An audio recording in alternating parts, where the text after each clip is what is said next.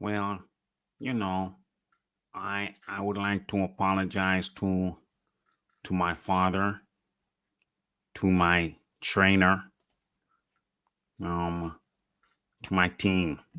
You know, I think I came in a little bit heavy. Could somebody please tell me what the fuck is going on?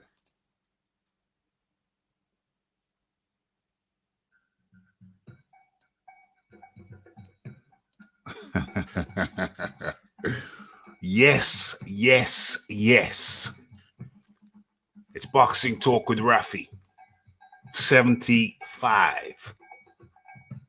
And today, let me just go over to YouTube. Let me do my sound check.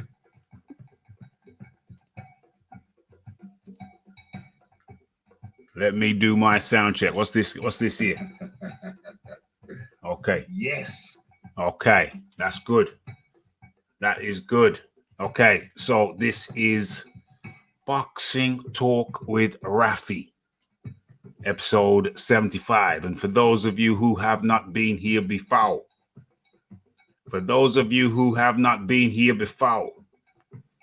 this is where we congregate. The Raphael Dawkins Combat Radio crew congregate together, and we get into it. We talk boxing over here. We talk boxing talk, and more. Okay, not in the mood to mess around. There's too many things to chop up. Hold on, where's my manners? Where is my manners? Let me drop the link straight into the chat because I ain't got time to waste. We're going straight in. We will not be messing around. And all the way in. All the way in. Okay. Where do I begin? Where do I begin? Bong, bong, bong, bong. Yeah, you know the rest. You know the rest. Let me get to my topic sheet. Well, first things first. Let me see. Okay. Hold on. So, StreamYards has not got rid of all of my analytics. Still intact. Let me reload. Let me reload that. See what happens. See if it disappears. No, it's still there. Everything seems intactus. Everything seems intactus, which means theoretically and realistically, it means that we are ready. Yeah, beautiful. We are ready to proceed and get on with the thing. Okay, looking at all my analytics. And we are not messing about. John Daly was stunned. John Daly was shocked to see himself. No. You turn around fast there, mate. It's on video. It's on video. Okay. Just reflexes, Rafi.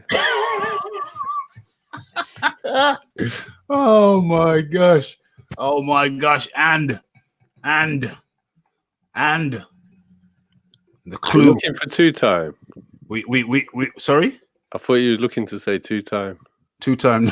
No, it's better than that. It's better than that.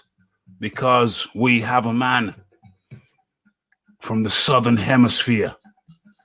He had a big prediction for round 8. And it's Triple B. What's happening, gents? Big boys boxing in You're right, the building. Big boys boxing. What's happening? What's happening? We got 2 times. Oh, 2 times. I didn't even know what John was talking about. Sorry, John. I'll get very literal when I'm on this thing. You literally have to draw me a diagram of certain things. I get very literal when the mic's on. The trouble is, when you're a bummy, you're very deadpan. That's the problem. Yeah. When I say something, you'd always pick up on it. Yeah. Yeah, that is true. That is true. That is true. Okay, so what an action-packed weekend we have had. An action-packed weekend we have had. It's something else. But let me look at my two-time. Yeah, I get it now. I was a bit slow. Okay, let me drop the link in the chat again. I'd said it. No, that's not the link. That's not the link. That's something else that I copied. Don't want to put that in there. Okay, so I'm going to drop the link in there, and then I'm going to look at my topic sheet, and then I'm going to try to figure out where do I begin? I'm going to figure out where I begin because there's so many places. So where are we? Okay, boom. It's in there, Phil, when you're ready. Let me go over.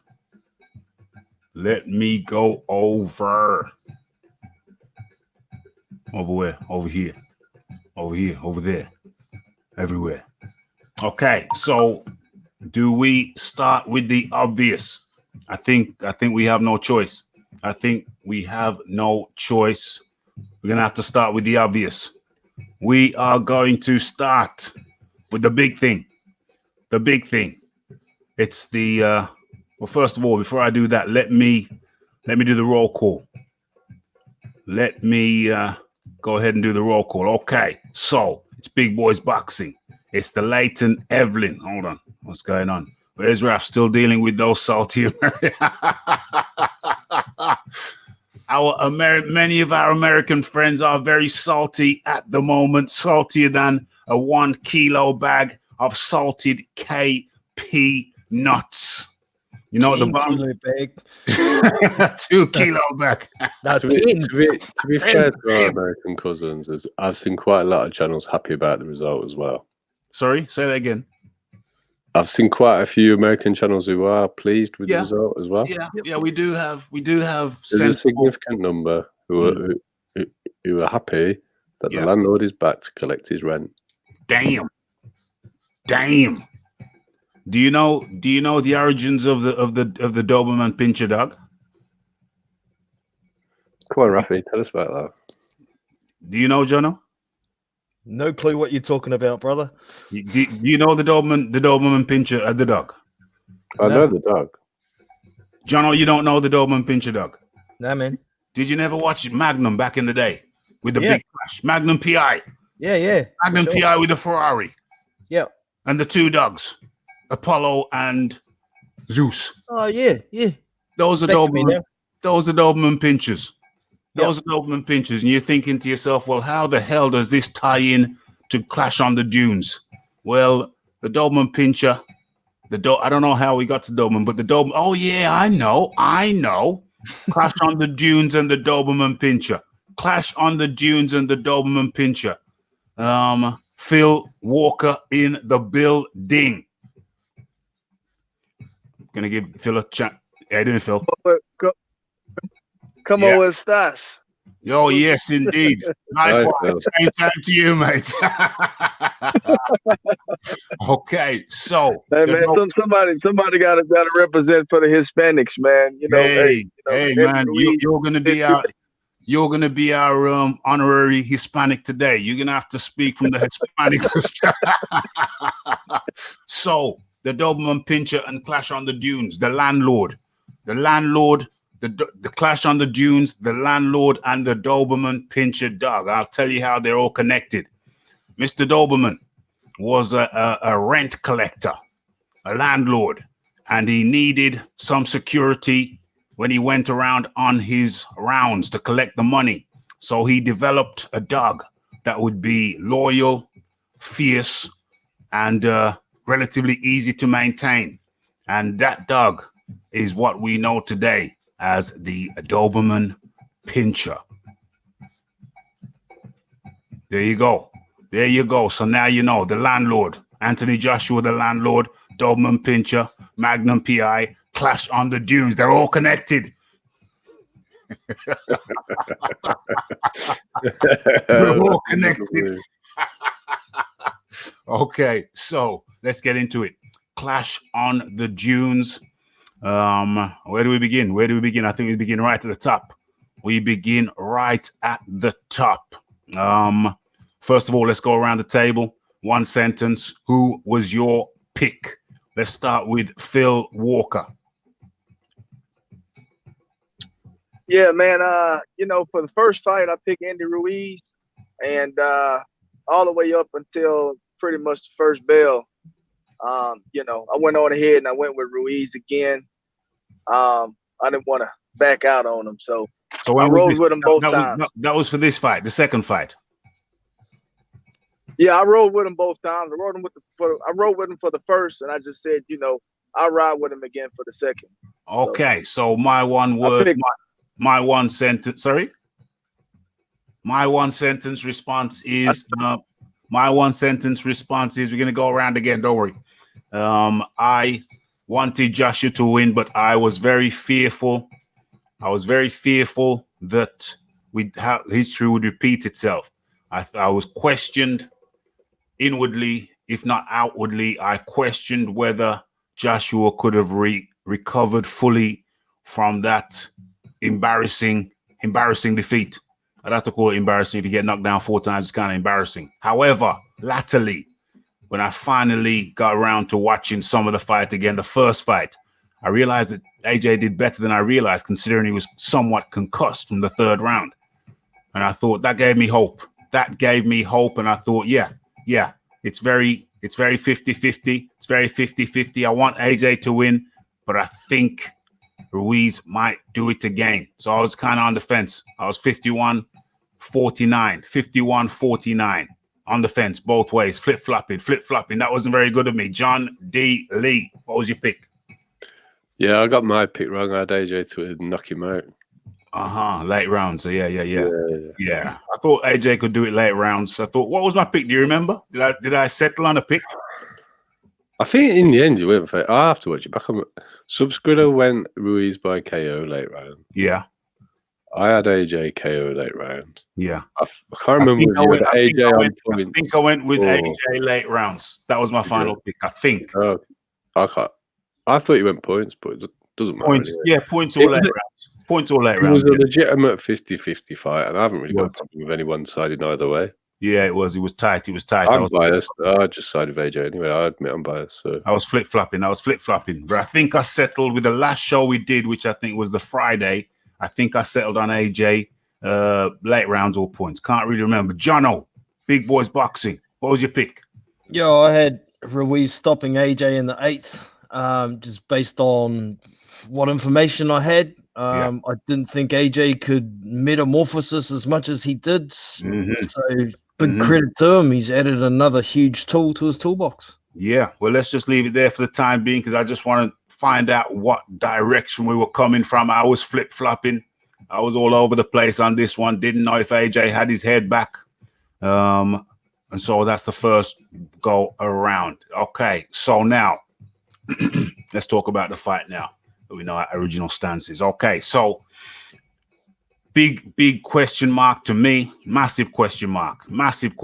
I was worried. I was concerned. I wanted AJ to win. I'm from the UK. AJ's from the UK. I think the belt in the UK does more.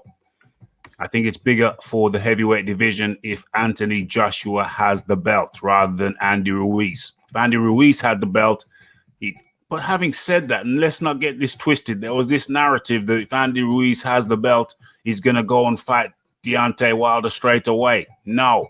I think there was an interview with his father where he said he's got 3 fights. They're going to have 3 fights before they look at Deontay Wilder. So all this talk about Ruiz was just going to go over and fight Wilder, nonsense. No, that's not how it was going to go down.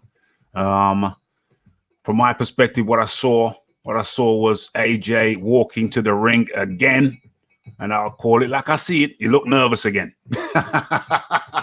I thought he looked nervous, and I thought to myself, oh, no. Not again. Please, no. Looked nervous again, and then I don't know if people remember this, but he went to get through the ropes, and he figured out he was turning the wrong way, so he turned the other way. I said, the man can't even get in the ropes. This is not a good sign. He can't even get through the damn ropes. And things changed. Things changed a little bit because I saw Ruiz. I saw Ruiz walking in, and he looked just as nervous. The smile was gone. He's looking a little bit reddish in the face, like it's going down. It's going down now. It's about to go down. He got in the ring looking nervous. I think he had a little bit of trouble getting in the ring, figuring out how. I think the ropes were a little bit closer together. The ropes were close together in the standard ring, and everybody was like, even Dillian Whyte had trouble. He thought, what's going on? Yeah, so they're both getting in the ring, and I feel that both look nervous. Big occasion, big momentous occasion, and and then we saw what happened.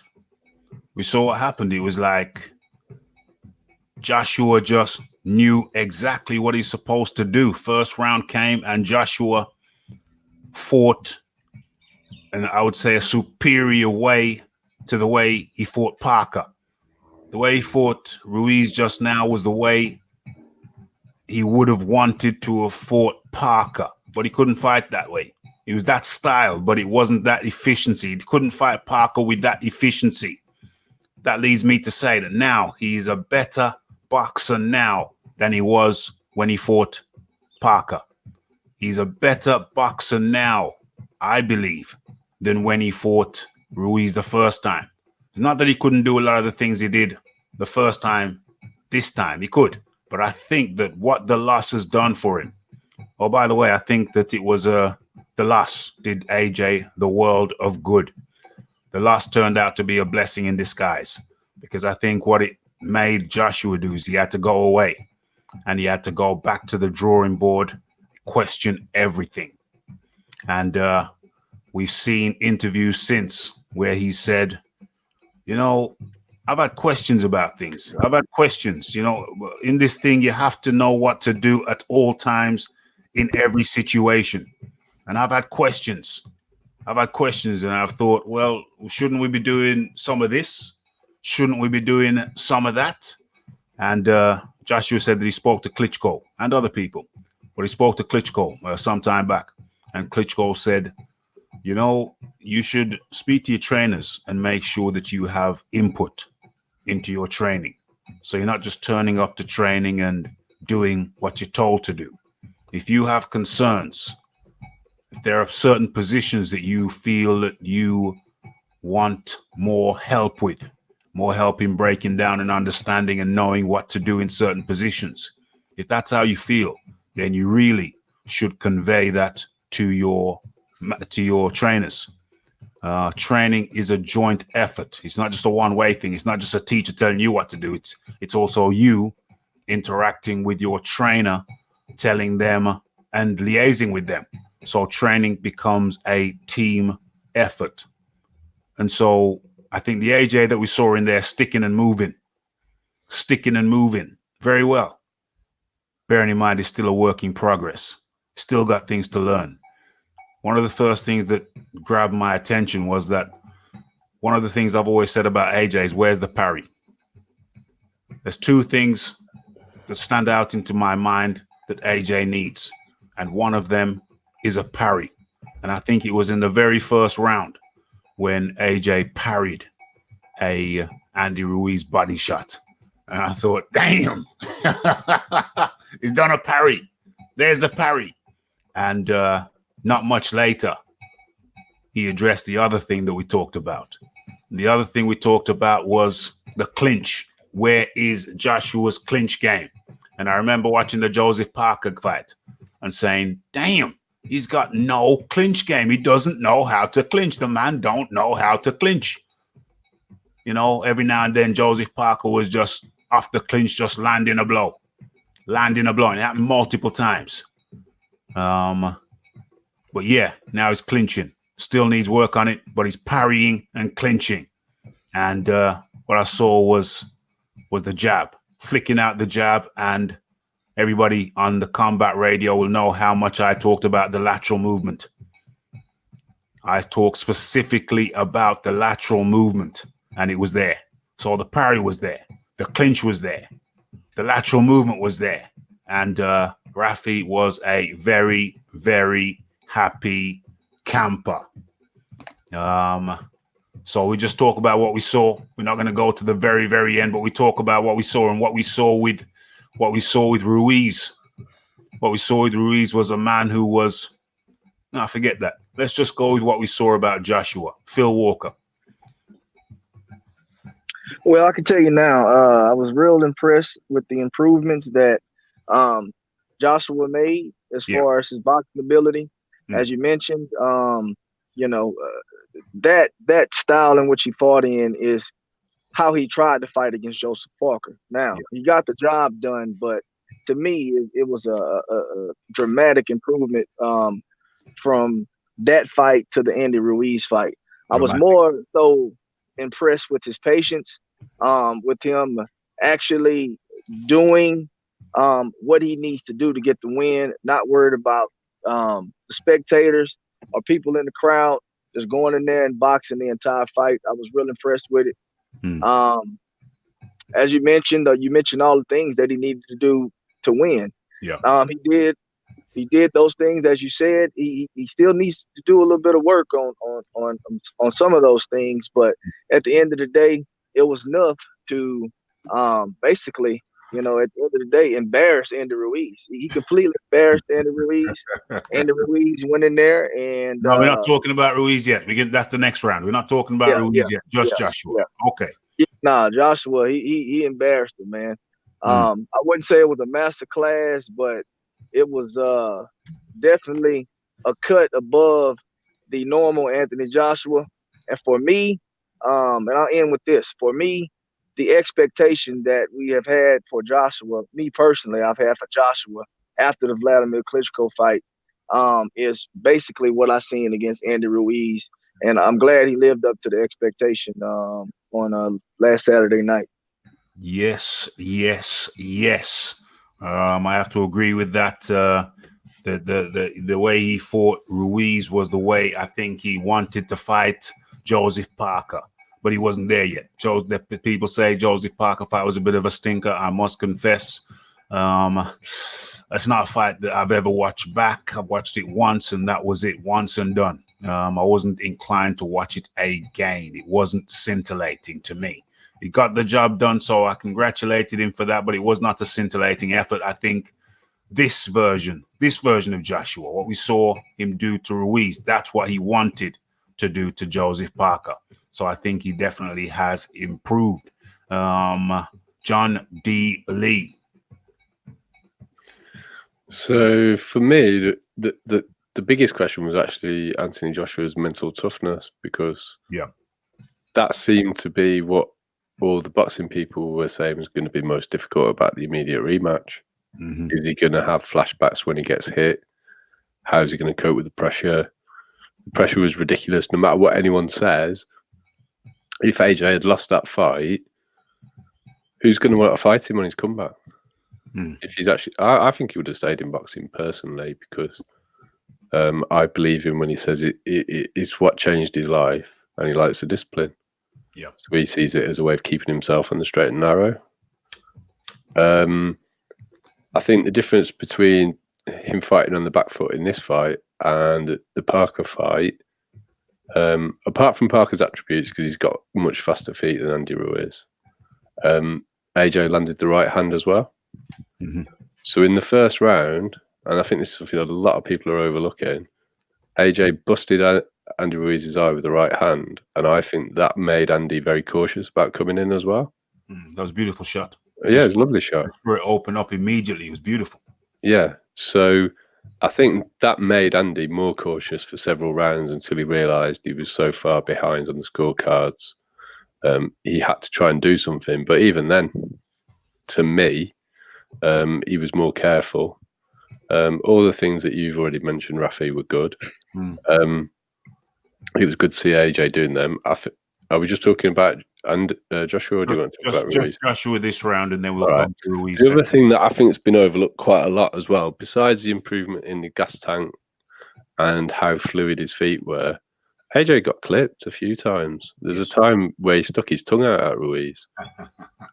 So I think he answered the chin questions as well for me, because I doubt Andy was hitting any lighter at that 20-stone weight. I'm sure the punches were just as heavy.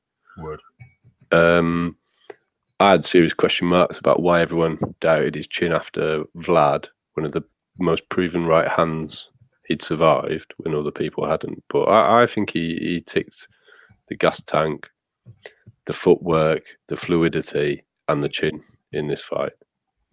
And he definitely did a much better job than he did against Parker. But to give Parker his credit, I think it's harder to fight Parker on the back foot than it is to fight Andy. Yeah. Because Parker's got much better footwork. Yeah, it is a different opponent after all. Parker definitely has better footwork. Parker, I believe, is less than 283 pounds also, which helps. Big. But I would say that Parker could do with improving his conditioning. Oh, yeah, of course. Parker, I don't see why Parker's 17 stone. Wasn't it? John Owen answered this. Was Parker heavier than AJ in the AJ Parker fight? No. He was lighter. AJ was like 242 and Parker was like 236 or something like that. Yeah. Okay, fair enough. Okay. So, yes, John Dillian. Okay. Going over to Big Boys Boxing. What you saw from Anthony Joshua. What I saw was something I didn't think he could do. You know, the robot's gone. The robot is gone. He looked fluid, and that's a big deal for me because that's one of the problems that I've seen with AJ for a long time. But being in that shape as well, he was able to go the 12 rounds no problem. He could have gone 20 rounds, not a problem at that pace. That's also another big thing. I think he had a perfect game plan. There was still a few holes in his game here and there, but I mean, if he's adopting a new style like that, got to give him a minute to get used to it. It's only been 6 months. So a huge metamorphosis from Joshua. I didn't think he could do it. And, you know, I almost feel proud of him. And I'm not even a Brit, you know. I think even the guys who were backing Joshua still had the doubts in their minds, you know, whether he could do it themselves, even though they're big backers of him. So it's definitely a great tool that he's got in his toolbox now. It will definitely work against smaller guys. I think the loss has given him a new kind of motivation to, you know, drop the bravado about looking for knockouts and whatnot. You got to do what's necessary to win. And if you have to somewhat stink the place out to beat somebody, that's what you got to do. And he did it. Good for him, man. Do you think he stunk the place out? Well, it wasn't the most entertaining fight to watch. You know, unless you're emotionally invested in one of the fighters. Yeah. You know, it was a great game plan. It was nice to see from somebody that we hadn't seen do that before. I don't think it was fully stinking the place out, but you know, there's plenty of people that are saying so. Yeah. But you know, those kind of people who say those sorts of things, do they say the same thing about Sugar Ray Leonard? Do they say the same thing about Muhammad Ali? Do they say the same thing about anybody who boxes and moves? I've heard an argument. That went along the lines that if Tyson Fury had boxed that way, it would be back slaps all round. Yeah, exactly. Yeah. You won't hear Tyson Fury's fans saying Anthony Joshua just ran all night and jabbed and ran all night, because they'd be contradicting themselves. That's what Tyson Fury does every freaking fight, except for the Otto Wallen fight, really. Yeah, it would be a big and massive contribution? Contradiction. It would be a massive contradiction. Unfortunately, Rafi, I have actually seen that, and there's quite a well-known Gypsy bare knuckle fighter who's come out, put it on YouTube how terrible AJ was, how he ran. He's just a straight hater then, isn't he? Nothing more. Tyson Fury's retweeted it as well. Even more shameful. You see, I was coming to that because I knew, because John O said that no Tyson Fury fan could say that, when I knew that on a logical basis he was right, but in a practical, real world application, I knew that would be the case. I knew you'd have fans of Tyson Fury, some Yeah, that makes it easy to pick out the ones that are just straight up fanboys. And as for your point, Jono, that even people that were backing AJ had doubts in their mind, I was open about mine. Oh, yeah. I had no problem with anyone picking Ruiz because it was a 50-50 fight. Yeah. Yeah, well, I remember you saying the last time we were on the stream, you're saying you're picking AJ, but you're still bricking yourself. So yeah, it was. Yeah. And I enjoyed the fight because I was bricking myself. Yeah, exactly. So I can understand why people didn't enjoy that fight. Yep. I didn't brick myself against Parker when he fought like that because I never felt like there was any danger there. Yeah.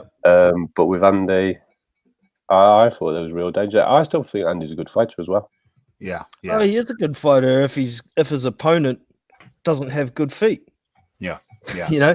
Well, hopefully Andy can learn from this in the way that AJ learned from Izzo.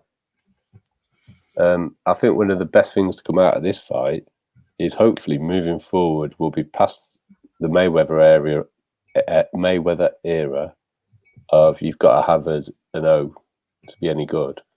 Oh, that's crap. Yeah, well, I know most people know that.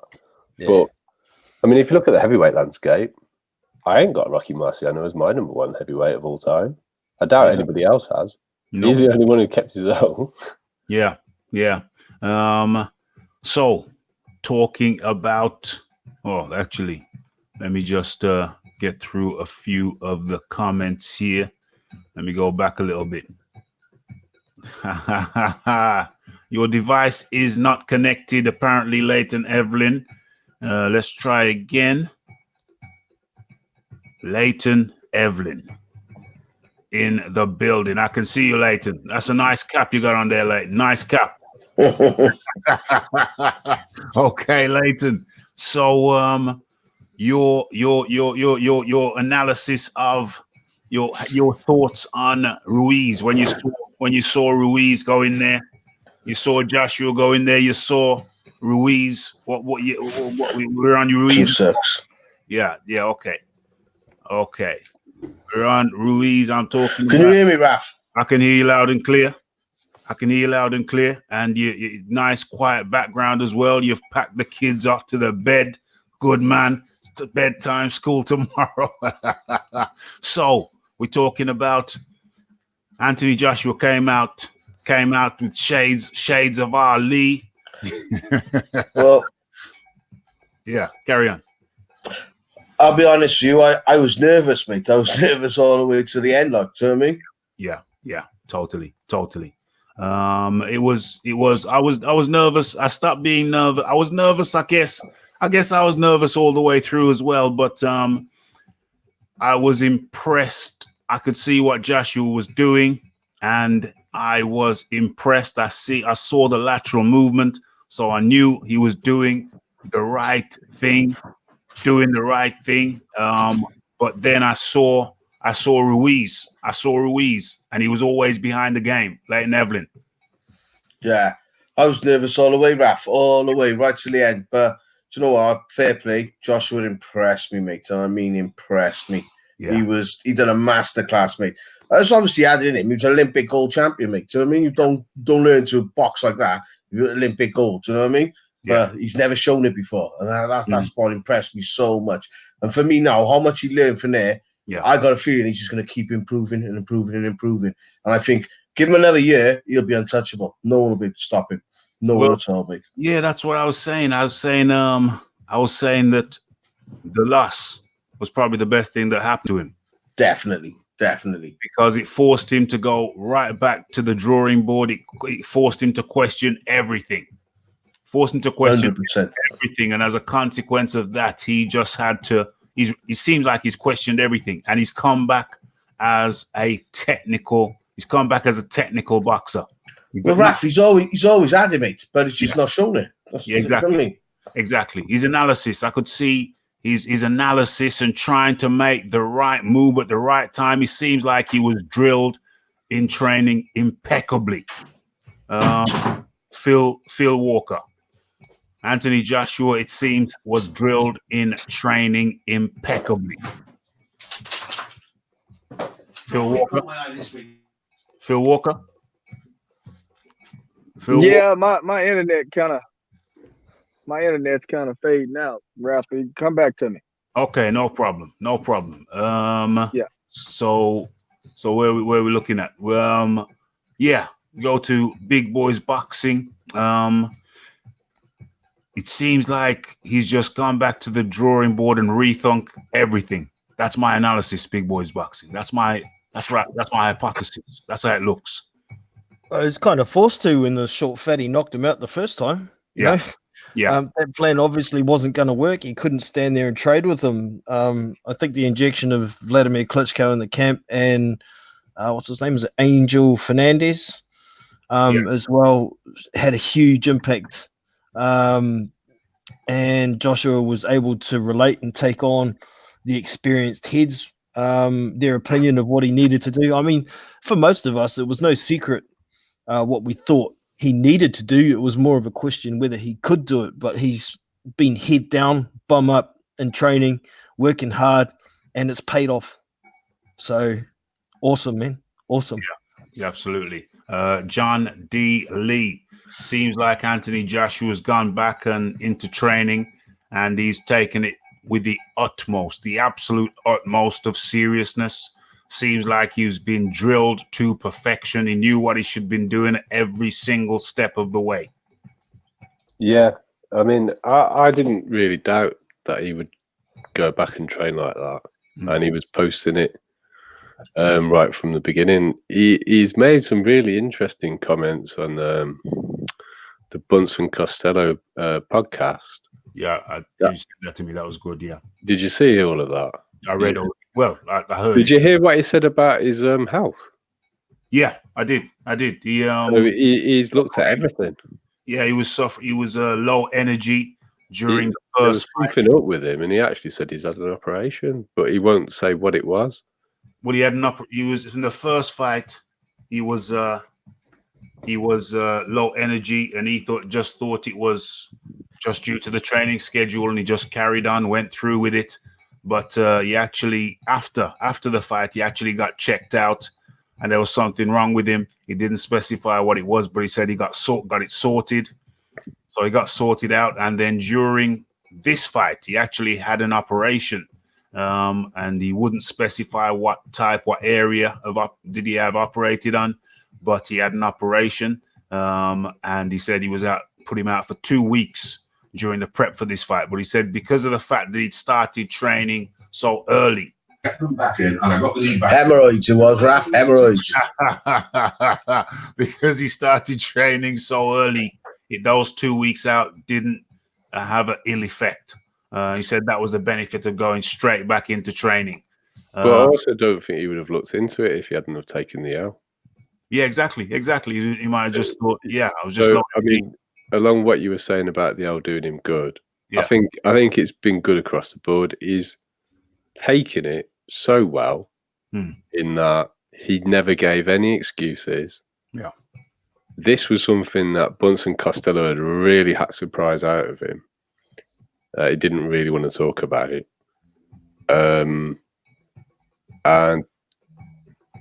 the big point for me about it is, if you make excuses about why you lost, you're not taking ownership of it yourself. Yeah. So then you don't go back to the drawing board and you don't make the right changes.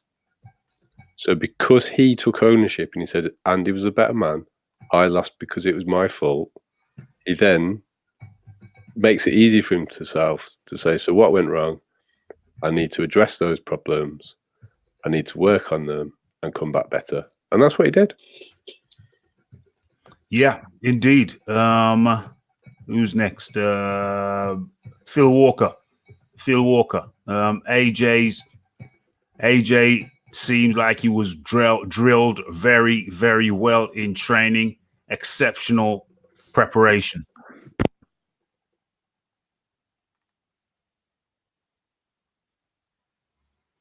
Yeah, Phil Walker, you're muted.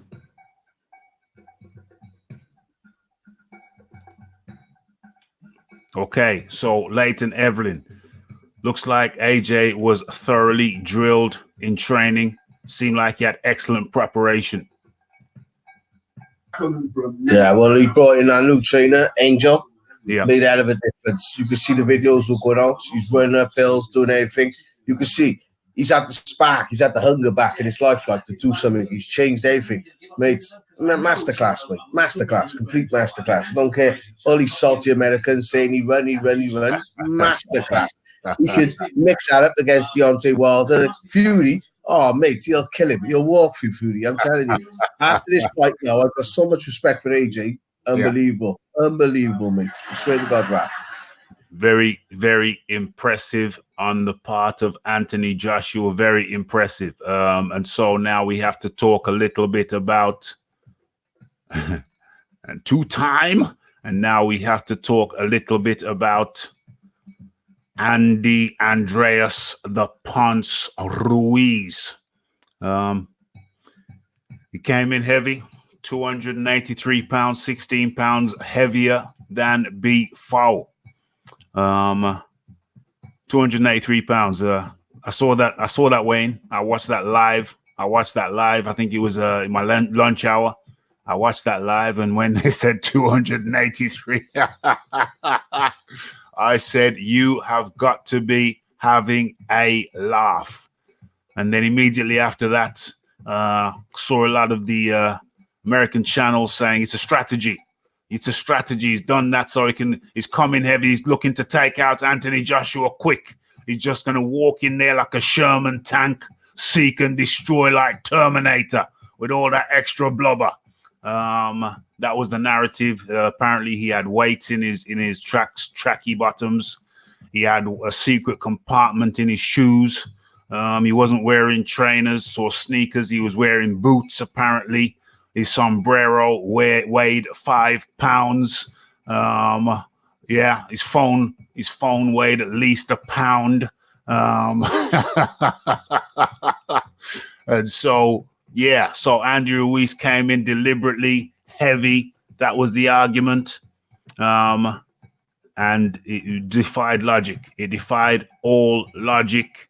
Clearly, to me, what I said from a logical standpoint was that the guy has not been training properly, and he has been killing it at the buffet table. What he said to me was that you're dealing here with a highly undisciplined, unprofessional man. Leighton Evelyn. Well, it's simple, Raf. The money got to his head, and that was it.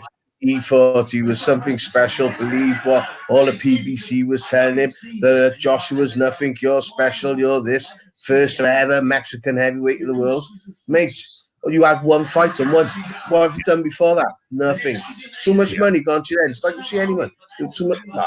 Raf, the guy's a joke. You should see the LDC now, what they're saying about him. They hate him. They're putting a hit on him. They hate him that much. Like, you know what I mean, Raf? Yeah, I'm going to come to that later. So big boys boxing. 283. What did that say to you? 283.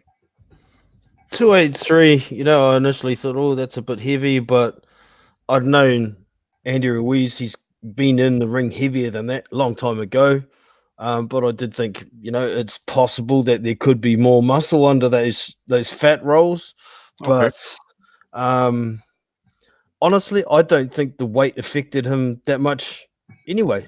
It's just the case of a big, tall man maintained the range, didn't let him get close enough to punch. Whether he was lighter or not isn't going to make him much faster. He's slow as with his feet anyway. But he didn't train properly, and he's stupid for that. Stupid as hell. The money to his head. Sorry, need to cut you in. There's no way he is 6'2". When he was stood next to Canelo's like 5'8", 5'9". He was about an inch bigger than him, mate. That's all he was. I mean, sorry, John. Carry on, mate. Yeah, he's about 6 foot flat. Realistically. Yeah. But this is a very costly mistake. It could possibly have been hundreds of millions of dollars a mistake for him. He certainly would have had more chance of getting to Joshua if he was even slightly quicker. But personally, I still don't think, even if he was 240 pounds, he wouldn't get anywhere near him. He was following Joshua around like a donkey chasing the carrot all night. He wasn't cutting off the ring. He wasn't bobbing and weaving as much as he usually does to try and get past the jab. And I think a lot of that is attributed to Joshua throwing the right hand early in the fight and getting that respect from Andy at the same time. So, it doesn't matter what Andy Ruiz you put in the ring against Anthony Joshua from now on, or from when the first bell rang. He only ever had a puncher's chance when Joshua was boxing like that. Yeah, 100%. He only had a boxer's chance, no bobbing and weaving from Ruiz. I can't think the weight wasn't a factor for me personally. I can't think the weight wasn't a factor. I mean, you have to think about the mobility anyway. If you've got such a big trunk going around you, that's going to limit your mobility. And then if you add to that big trunk, I mean, to me, he looks significantly bigger around the trunk. He looks significantly larger around that trunk area. He really did look terribly, terribly obese. I mean, his father said, I found it hard to believe, but allegedly his father said that when he got into the ring, his actual weight in the ring was up into the early 290s. Don't be afraid. Yeah. I've seen jump turn quicker than him. That's how much weight he was on. It was shocking. You should have had. You're gonna have to turn that down, Leighton. You'll get referee copyrighted. Yeah. Thanks. Just turn that down, Leighton. Thanks. Yeah. Okay. So where are we? So yeah, around the midriff, I can believe his father, because he didn't look just a stone, 1 stone over here. He didn't look like just 1 stone heavier. It looks significantly heavier. So his father saying he came in the early 290s to the ring. I entirely believe it. I think the weight was a factor.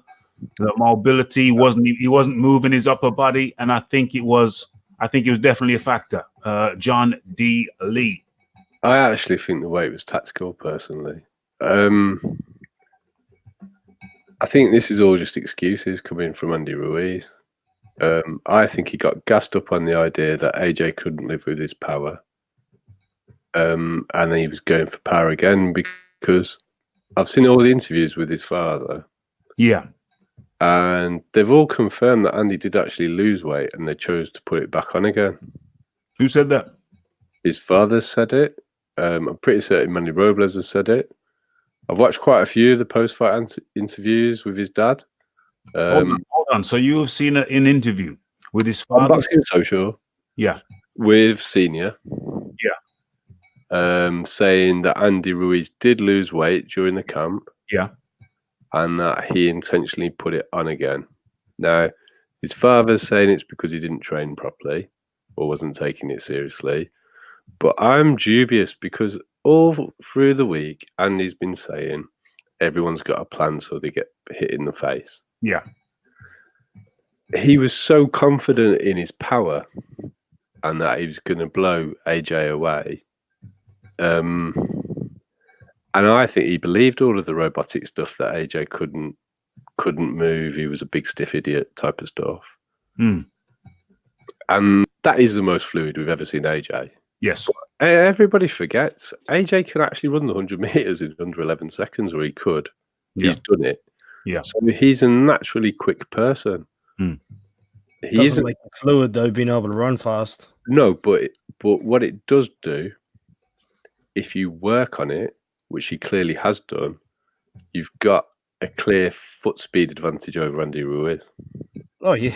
Yeah. So he's used that, he's utilized it, he's looked at his natural advantages, and whether he's the most fluid boxer in the world or not, it doesn't really matter, because he's put in the hard hours to become fluid. Mm-hmm. And he looks so relaxed. If he wasn't fluid, he wouldn't have been able to jab on the move like he did. Yeah, exactly. Right? But maybe, that hasn't come to him naturally, but he's put the work in to become that way. So I just think Andy Ruiz believed that he was going to blow AJ out in 4 rounds. I do believe that also. And so he thought the weight was going to be a good thing, and maybe he felt like he lost power when he went down in weight, because Andy's power comes. He's got good technique. He has good rotation of his hips, but he puts his weight behind it. He's not a physically strong guy. He's a physically heavy guy who knows how to move his body well to generate the power. Because there's 3 ways you can generate power. You can do it purely from technique, like Wilder does. Yeah, you can just be a naturally strong, big brute of a man like George Foreman, who's just heavy-handed. Whatever he hits you with, it's going to hurt. Yeah. Or you can get all your weight into it, like Andy does.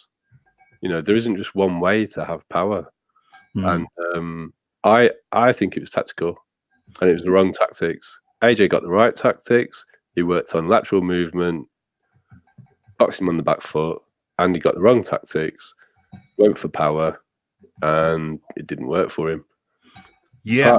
Partly because he took a beautiful right hand from AJ, and he didn't want to go in, because AJ is the only person who's put Andy down as well. Yeah. That's in the back of Andy's head. Yeah. And Andy did take a lot of shots, but I think once he took that, it made him pause about being aggressive. Yeah. So, the weight, the increased weight, there's some controversy. I have actually heard it elsewhere from a third party that Ruiz had lost weight, and then a month ago, he was on a TV program a month ago. Somebody said he was on an American TV program a month ago, and his weight, he looked slim. Around the time of those Instagram posts, not the Instagram post, Instagram, Facebook, wherever that picture came from with him and Michael Hunter. So around that time period, I've been told that he looked trim around that time period. And then now you're saying he blew back up. People are saying he blew back up. So yeah, it stands to reason he did blow back up. And then you're saying that his father, you've seen his father from his own mouth say they decided to blow him back up. Well, that is very perplexing. It does speak to the notion of what it's bizarre. It's bizarre. Yeah, you're heavier, you're going to hit harder. Maybe if you can get your weight into it, he can get his weight into it. But it's totally bizarre. I'm inclined to believe that, well, we know. It's not inclined to believe. We know for a fact. He said it with his own mouth. His trainer said it. His father said it. He didn't put the training in. He didn't put the miles in. Apparently his father said, well, I know his father said, I saw him say it from his own mouth. His father said that they had brought them. He had rented a house. They had rented a house by the sea on the beach. That was going to be the training house, where he'd be based there, close to the gym. And, that's where he'd train. His running partners would be, etc. That's where his food would be monitored. That's where his sleep would be monitored. That was going to be the training house. That's the base. That's the training base, headquarters. And his father said that Andy Ruiz Jr. decided not to stay at the house, but go elsewhere. And I think this is very indicative. It speaks of Andy Ruiz Jr.'s frame of mind. His frame of mind was terrible for this fight. He clearly was not dedicated. I've done videos, multiples of videos talking about how he was out there splurging, how he was focused. Well, I didn't see too much of the party, and I saw some of it, but I don't really follow him on social media like that, watch it every day. I don't see it every day. I don't look for him, what he's doing every day. But from what I saw.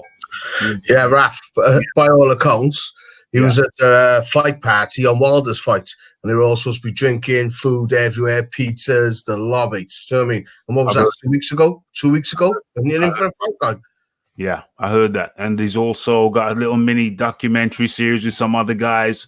They, I forgot what it's called. It's in my search history. I'll have a look for it later. But there was a little mini documentary, A Day in the Life of Andy Ruiz. That's what it's called. A Day in the Life of Andy Ruiz. And there's at least 2 episodes. And one of those episodes, I've been told, he was at a party and he was throwing down the food. He was throwing it down, mate. Throwing it down. Seriously, like food, like eating competition style. You know what I'm saying? So he showed no remorse to that buffet table. No remorse whatsoever. No retreat, no surrender. No retreat, no surrender. Walking around going, where's the big spoons at? No retreat, no surrender, and getting into it more and a little bit more seriously, perhaps. Andy Ruiz, I put it to you. Well, I'm saying this is how I feel. Andy Ruiz disgraced the belt. Everything that I suspected. Go back through Boxing Talk with Rafi episodes when you see Andy Ruiz in there. Well, I'm probably talking about splurging. In the last 6 months, if you go and see what's his name, Andy Ruiz, in one of the titles of Boxing Talk with Rafi, you can almost guarantee it was talking about him splurging, him buying stuff, him partying, him not living the life. That's what it looked like from the outside. But never could I have imagined that I was so right. You know, I thought maybe I was being hard on the fella, being a bit hard on him, and, you know, he'd come in and maybe prove me wrong, come in a little bit trimmer, better shape. But no, I thought I was going hard on him. I was going easy. The dude was just not living the life. He got sucked into it. He got sucked into being champion, going to see presidents, going all over the place, all kind of public engagements, and then, go back into my history and pick out the video of Manny Rubles having to go to the press and saying Andy Ruiz Jr. has not come back, has not started camp yet. We were supposed to start next week. Now he's called me saying he's going to start. He was supposed to start last week. Now he's called me saying we're going to start next week. The video's there, dated. It's there. So never before have I seen, well, only once before, and we'll get into that later. Only once before have I seen a man who's acquired the belt who was so lackadaisical about it when it came to the training. I had an article pulled up earlier from Abel Sanchez, and what did he say?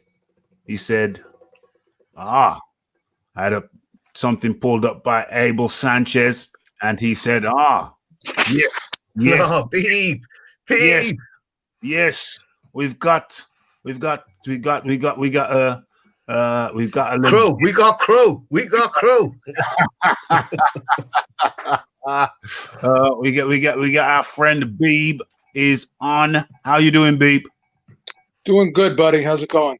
I'm doing good, man. I'm just breaking down the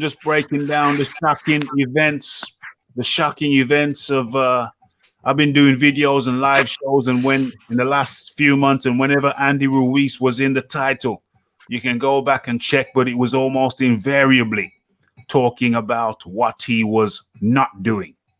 You know, what he was not doing. He wasn't in the gym. He was out buying cars. He was out splurging. He was out partying. And latterly, I've heard that there's ample amount of videos of him out eating, you know, like food competition style. And so rarely before have I ever seen a champion conduct himself this way. It's highly shocking. He seems to be disassociated from the necessities of being a champion. I'm going to go to you, Beeb. It's like he just didn't seem to appreciate the amount of work it takes to be a champion. He won it and he thought, yeah, man, I'm cool. I'm champion now. I can chill. I can party. I can buy cars. I can go to Frosts of London and buy some ice. He did everything but the one thing he was supposed to do. That's what it looks like from the outside. Beeb. Well, it's just mind-boggling when you hear him speak after the fight and say that I wish I took it more serious, because I said this several times. It doesn't get any more serious than the World Heavyweight Championship of the world. Imagine. So to sit there and say that I wish I took it more serious was very, very disheartening. Not only because I wanted him to win, but I wanted it to be a good fight. Yeah. You know, and people paid money. people bet on him. People got behind him. And for him to say that he did not prepare himself to the best of his ability, it was just disheartening to me, man. And, you know, I have so much respect for what Joshua did, because he had to overcome a lot of mental obstacles. I'm sure, you know, he had flashbacks throughout that whole training camp of that first fight in that third round and that seventh round. I'm sure the demons were in his head, and it takes a very, very strong man to be able to overcome that. You know, what Ruiz had to overcome in this preparation here was just a little bit of discipline. You know, he had to overcome his cravings. You know, you had 6 months in between fights. That's plenty of time to party. But when the camp starts, and the partying's supposed to end. And for him to say that I trained myself, I didn't stay with my team, I didn't listen to my trainer, I didn't listen to my father, I just couldn't understand why he did what he did. There's just no excuse for it. And he's talking about a third fight. I don't think he's going to get a third fight ever. I just don't think he's going to get a third fight ever. There's just so many more fights out there for Joshua. And Joshua fought a beautiful fight. He did everything that I thought he could not do. Now, did he ever display that style as an amateur? I don't know, because I really didn't follow him as an amateur. But as a pro, I've just never seen him box like that. Yeah. Never. Yeah. And the big thing, too, is he didn't waste many punches. And, you know, one thing that I did talk about beforehand, because Eric was asking me, well, how would you train him? What would you tell him to do? And I would tell him to kind of slow the pace of the fight down, sort of like Vladimir Klitschko in the second half of his career, how he slowed the pace down. Because I said many times, Joshua is an explosive guy in spurts. So pace yourself. Time those spurts, pick and choose your spots. And he did do that. For the most part, his legs were his defense. But on offense, one thing that I thought he should have done a long time ago is pace himself. He didn't, really throw a ton of punches. And the punches that he did throw, he made sure that they counted. And the jab was beautiful. The jab was really good. It wasn't that lazy jab from the Povetkin fight. He actually snapped this jab out there, and it controlled and dictated the whole fight for him. And no, I don't want to make excuses for Andrew Ruiz, because I'm gonna say that 268-pound version of Andrew Ruiz on June 1st probably would have lost to this version of Joshua too. But I can't help but wonder if it would have been more than a 10-2 fight. Possibly it could have been an 8-4 fight, or 9-3, because it was tough giving Andrew Ruiz rounds in this fight. It was hard to find rounds that he won. Probably 1 or 2 rounds that he won, and that was it. So, yeah, full credit to Joshua. There's not one critical thing that anyone should say about Joshua in regards to this fight. One critical thing. And you saw me with the sombrero on. You saw me with the poncho on. I was pulling hard for Ruiz, and that was not because I disliked Joshua, but when Andrew Ruiz at that post-fight press conference in the first fight looked out to his mom and said, "Mom, we don't have to struggle anymore," that tugged at my fucking heart, man. That just tugged at my heart right there. And when he said that, I was like, damn, I'm a fan for life for this guy. Yeah. And I don't want to jump off the bandwagon, the Ruiz bandwagon, but I have to say, I'm going to have to see some miraculous turnaround for me to believe in the guy again, because I just don't understand, like, the lack of discipline. Like, the thing that really gets me too is when you're a fighter like that, you don't have to work and you have everything at your fingertips. You have state-of-the-art training, state-of-the-art nutrition. You get the right people in your camp. You know, I guess they said that, you know, the father and Manny Robles was like, let's get a strength and conditioning coach for this fight. Yeah. He said, nah. And he had plenty of money to be able to do that. You know, he should have got a strength and conditioning coach, should have got a nutritionist. And the thing is this, a training camp is 8 weeks, okay? Possibly 10. You just can't discipline yourself for 10 to 8 weeks. You can't go down for 12 weeks. Yeah, and then when the fight's over, then you can go eat whatever you want. Go splurge.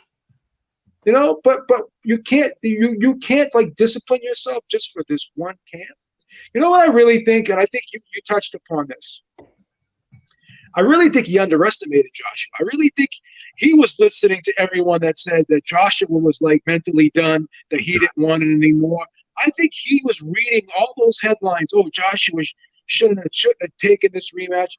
I think he really, really underestimated Joshua. I think that he didn't think that Joshua could pull it all together. He thought in this rematch. He thought the first Joshua was going to be the second Joshua. 100%. He thought the first Joshua was going to be the second Joshua. Phil Walker. Yes, sir. Look, where did Andy Ruiz go wrong? Where did it start? Hypothetically, you weren't there. You're not a spy. You're not a private detective. But hypothetically, where did it all go wrong for Andy Ruiz Jr.? Look, man, this is real simple. Okay, at the end of the day, Andy Ruiz did not respect his position. Okay, and his position was the heavyweight champion of the world. If you don't respect your position, you don't respect your opponent. If you don't respect your opponent, then guess what? You don't train properly. If you don't train properly, you get beat. You get embarrassed. Okay? So at the end of the day, when you are a heavyweight champion, you have to take the mindset on as a full-time job. Okay? You have to be responsible. You have to eat, sleep, think boxing, or whatever your craft is at all times, okay? Because when Anthony Joshua lost to Andy Ruiz, he took off for 3 weeks, then he was back in the gym, okay? He knew what he had to do, and that's what he did. Andy Ruiz did not do that. He did not respect his position, and he did not go into that fight respecting Joshua. As my man V just mentioned, he underestimated. He thought that he could show up and just beat Joshua because of the fashion that he beat him in the first time. Listening to the spectators, not being humble, not doing the things that you need to do in order to be at your best and perfect your skills. So, the outcome essentially is inevitable when you do not respect the position. And that's just all I have to say about that. He did not respect his position. I fully believe that Andy Ruiz Jr.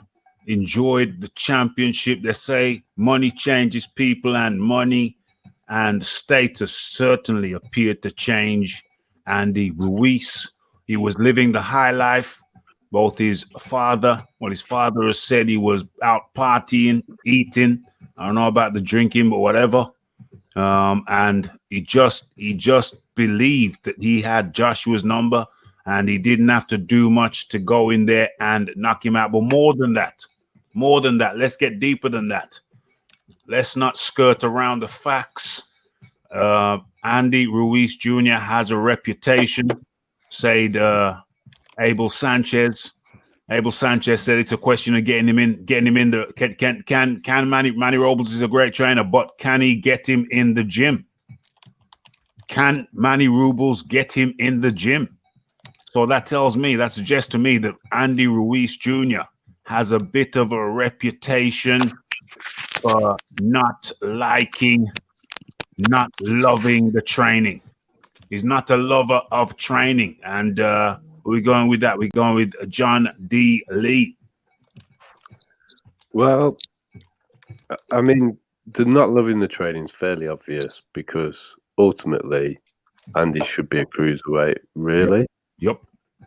The thing for me is, I'm sure you've seen this happen to people. If you rapidly lose the weight, you will become very weakened. Yeah. And I actually think that happened to Andy in this camp. It's no good saying I'm going to be disciplined for a 12-week camp, but I'm going to splurge in between. The great boxers like Andre Ward. How long was Andre Ward out the ring for? It's a good 2 years. Almost 2 years. Good 2 years. Yeah. He was ticking over that whole time. He was living the life. He did not blow up in weight. And you have to do that. So if Andy's going to actually do strength and conditioning, he needs to go at it at a very slow pace. If he's going to lose weight, it has to be very gradually. Yeah. And I think the best thing, because I still like Andy. I actually think he's a good boxer. Yeah. I'm hoping that he learns from his mistake and moves forward and continues to box, because I think he is actually good for boxing. Yes. But what I would want to see him do is lose the weight gradually, be active. I think Andy needs to be active and have a few tune-up fights, ease his way down towards the 230s slowly over the course. Even a year might be a bit fast for that. Yeah. You might want to do it over 18 months. Yeah. So that he doesn't lose his strength as he's losing weight. Because I actually think that happened for all the talk of not training properly, I still think it's a bit of an excuse. I think they tried to lose weight too rapidly. Yeah. And he felt weakened by it, so he went and put it back on again. That's what I genuinely believe. Wow. Good point, John. That's a good analysis. Wow. Yeah. And so, you know, from a training point of view, I think he does want a strength and conditioning coach, but you need to be careful with these guys because it's not about how you look. Yeah. It is about how you perform, particularly for heavyweights. Yeah. And we've all seen Andy perform really well as an overweight gentleman. So be polite about it. Let me come back to that point about losing weight and then putting it back on. Okay, so if that were the case, and it may be the case, how is it that he put on more than he weighed for the first fight? Well, you must have seen this, Rafi. When someone denies themselves, when someone goes on a tough diet, and they come off it, they go mad. He binged. Yeah, and that's the other problem, you know, about losing weight rapidly. You deny yourself too much. Yeah. So you need to lose weight gradually. Yeah. And you need to eat foods that you enjoy so that you can maintain it as a lifestyle, not a 3-month preparation for a fight. But it's only boxers that we see do this. And it's because they're so inactive compared to how things used to be. Yeah. And that's fine. But what it means is that you need to be disciplined all year round, whether you've got a fight or not. Floyd was never out of shape. Vlad, when did anyone ever see Vlad blow up in? Never. And if you're going to have the longevity you need to be a great boxer, you need to have that level of discipline. Look at Bernard Hopkins. Spartan lifestyle. Yeah. Okay, he got knocked out of the ring in his last fight, which he shouldn't have had. Yeah, but that's irrelevant. But I mean, even his loss to Kovalev, he was in shape. Yeah. Yeah. You know, and he didn't get blown away. Absolutely. So that for me, that's what Andy needs to do. Yeah. And I hope he takes the L, and I hope he does that.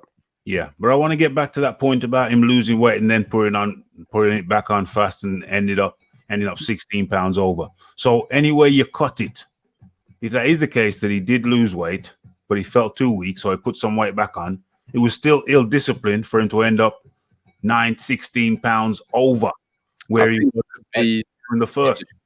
To look like Andy looks, for me, and I mean, I'm a bit of a stickler for this, I think he's ill-disciplined anyway. Yeah. I don't think he would be that overweight if he had good discipline. I think he'd be a cruiserweight because he's a great boxer. Yeah. Yeah. Remember what you were going to say? I just want to go to big boys boxing. Oh, okay. I'm sorry. No problem. Big boxing. The weight loss and gain, if that was the case, I mean, that's extremely stupid. Your body's got to get used to a weight while you're training. Yeah. If your weight's fluctuating all over the place, your body's not used to it. But besides that, Andy Ruiz himself had been saying prior to the fight, he knew Anthony Joshua was going to try and box him around. So he knew Joshua was going to try and move. Putting on extra weight is going to slow you down. It's going to stop your upper body movement being so efficient. You're going to get more tired. So he's contradicted himself with this weight gain when he knew very well that Joshua was going to move around all night. So crazy. One word for that, in my opinion, is dickhead. What a dickhead. Beeb. You know, it's funny how people are sometimes, because you could be so strong in certain areas, and then other areas you can just have such a strong vice, and your strength that you carry and you use in other areas, you can't carry it over to that one vice that you have. Because when you look at Andrew Ruiz in the ring, he's such a strong-willed person. He's got a great chin. He never gives up. He fights hard. And, he just has a lot of, mental strength when it comes to fighting. But when he's not fighting, like you said before, he really may have an eating disorder. Big time. He may need to get help for that. He may need to get therapy for that. I wasn't joking. I'm serious. I know you weren't. I know you weren't. He needs help. He needs real help. I've struggled with weight my whole life, and I know when you look at food as an escape, as a pleasure, sort of like how people look to drugs and alcohol. I've been as high as about 290 myself. Wow. When I was a youngster, and I know how hard it is. Wow. And even now I have to discipline myself, because sometimes I want to go to a buffet and I want to wipe out a buffet, but I look at myself and I say, we're at a weight now where we're good. I mean, we don't want to go above this, because we know when we go above this weight, how we feel how we feel. So sometimes you got to look at yourself and say, it's like with a woman, you're going to have a short-term pleasure for 15, 20 minutes. Yeah. Or in my case, maybe in 45 minutes. But if that woman's a nut, is it going to be worth that 15 minutes? So same thing with food. Like, you can go binge, but then afterwards you're going to feel like crap. You're going to be tired. You'll be sluggish. You're going to feel sick. Yeah. So is the short-term pleasure enough for the long-term misery? Yeah, I mean, I thought about it myself. I was thinking about his food, and I was thinking about food. I was thinking about Andy Ruiz and food. I was thinking about him at the buffet table, and I thought to myself, hypothetically, I could take 10 pounds. What's that? $12. I could take 10 pounds for 7 days straight. Let's say I took 10 pounds for 7 days straight, $12, 7 days straight, and I went to a cake shop. Yeah, and I just filled a carrier bag with cakes. And I did that. That's probably at least going to be 10,000 calories.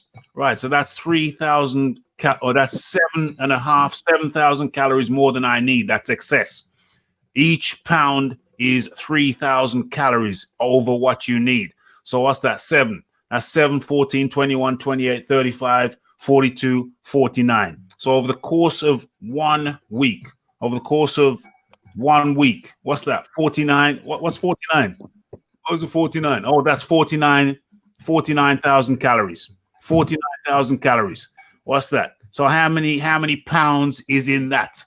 Do you know what I'm saying? How many pounds can you gain in one single week by eating in excess of what you need to eat? Phil Walker, are you back yet? Yeah, I'm here, buddy. Okay, so it's the real, coming to you next, Leighton. It's the real, is it possible? Because I have a serious belief that Andy Ruiz, before I go there, I used to know this anorexic girl. She was a girl, very nice girl, very intelligent, very pretty, but she was anorexic. At the time I met her, she was a recovering anorexic. And she had a counselor. she had a counselor, somebody she went to, I think, once a week, so they could help work out the. It's a mental illness, you know. It's termed as anorexia. It's termed as a mental illness. It is. So she had a counselor that she had to work with every week. And then one day I lost contact with her, and one day I was driving my car. It was in the city center, so I couldn't stop, but I saw her, and she had some meat on the bone. So whatever happened, something happened. Phil Walker, do you think that Andy Ruiz has a serious psychological problem? Well, you know, I don't know if he has a serious psychological problem, but what I can say is, for what I mean, he fights for a living. Okay, yeah. I mean, that's the first thing, right? So if you're going to get in the ring, okay, and you're not giving 110% outside of the ring, because you got to think about it. You know, we're talking about 15 minutes of pleasure and eating for, how's it going to affect us in the long run? Well, essentially, this is what these guys do in reverse when they're training. You go and you do a 10, 12-week camp, and you go and fight for, 30 minutes or 36 minutes or whatever the situation may be. Okay. Yeah. So for me, the way I look at it is this right here. If you're going to get into this ring, you're going to go in there, you're going to risk your life.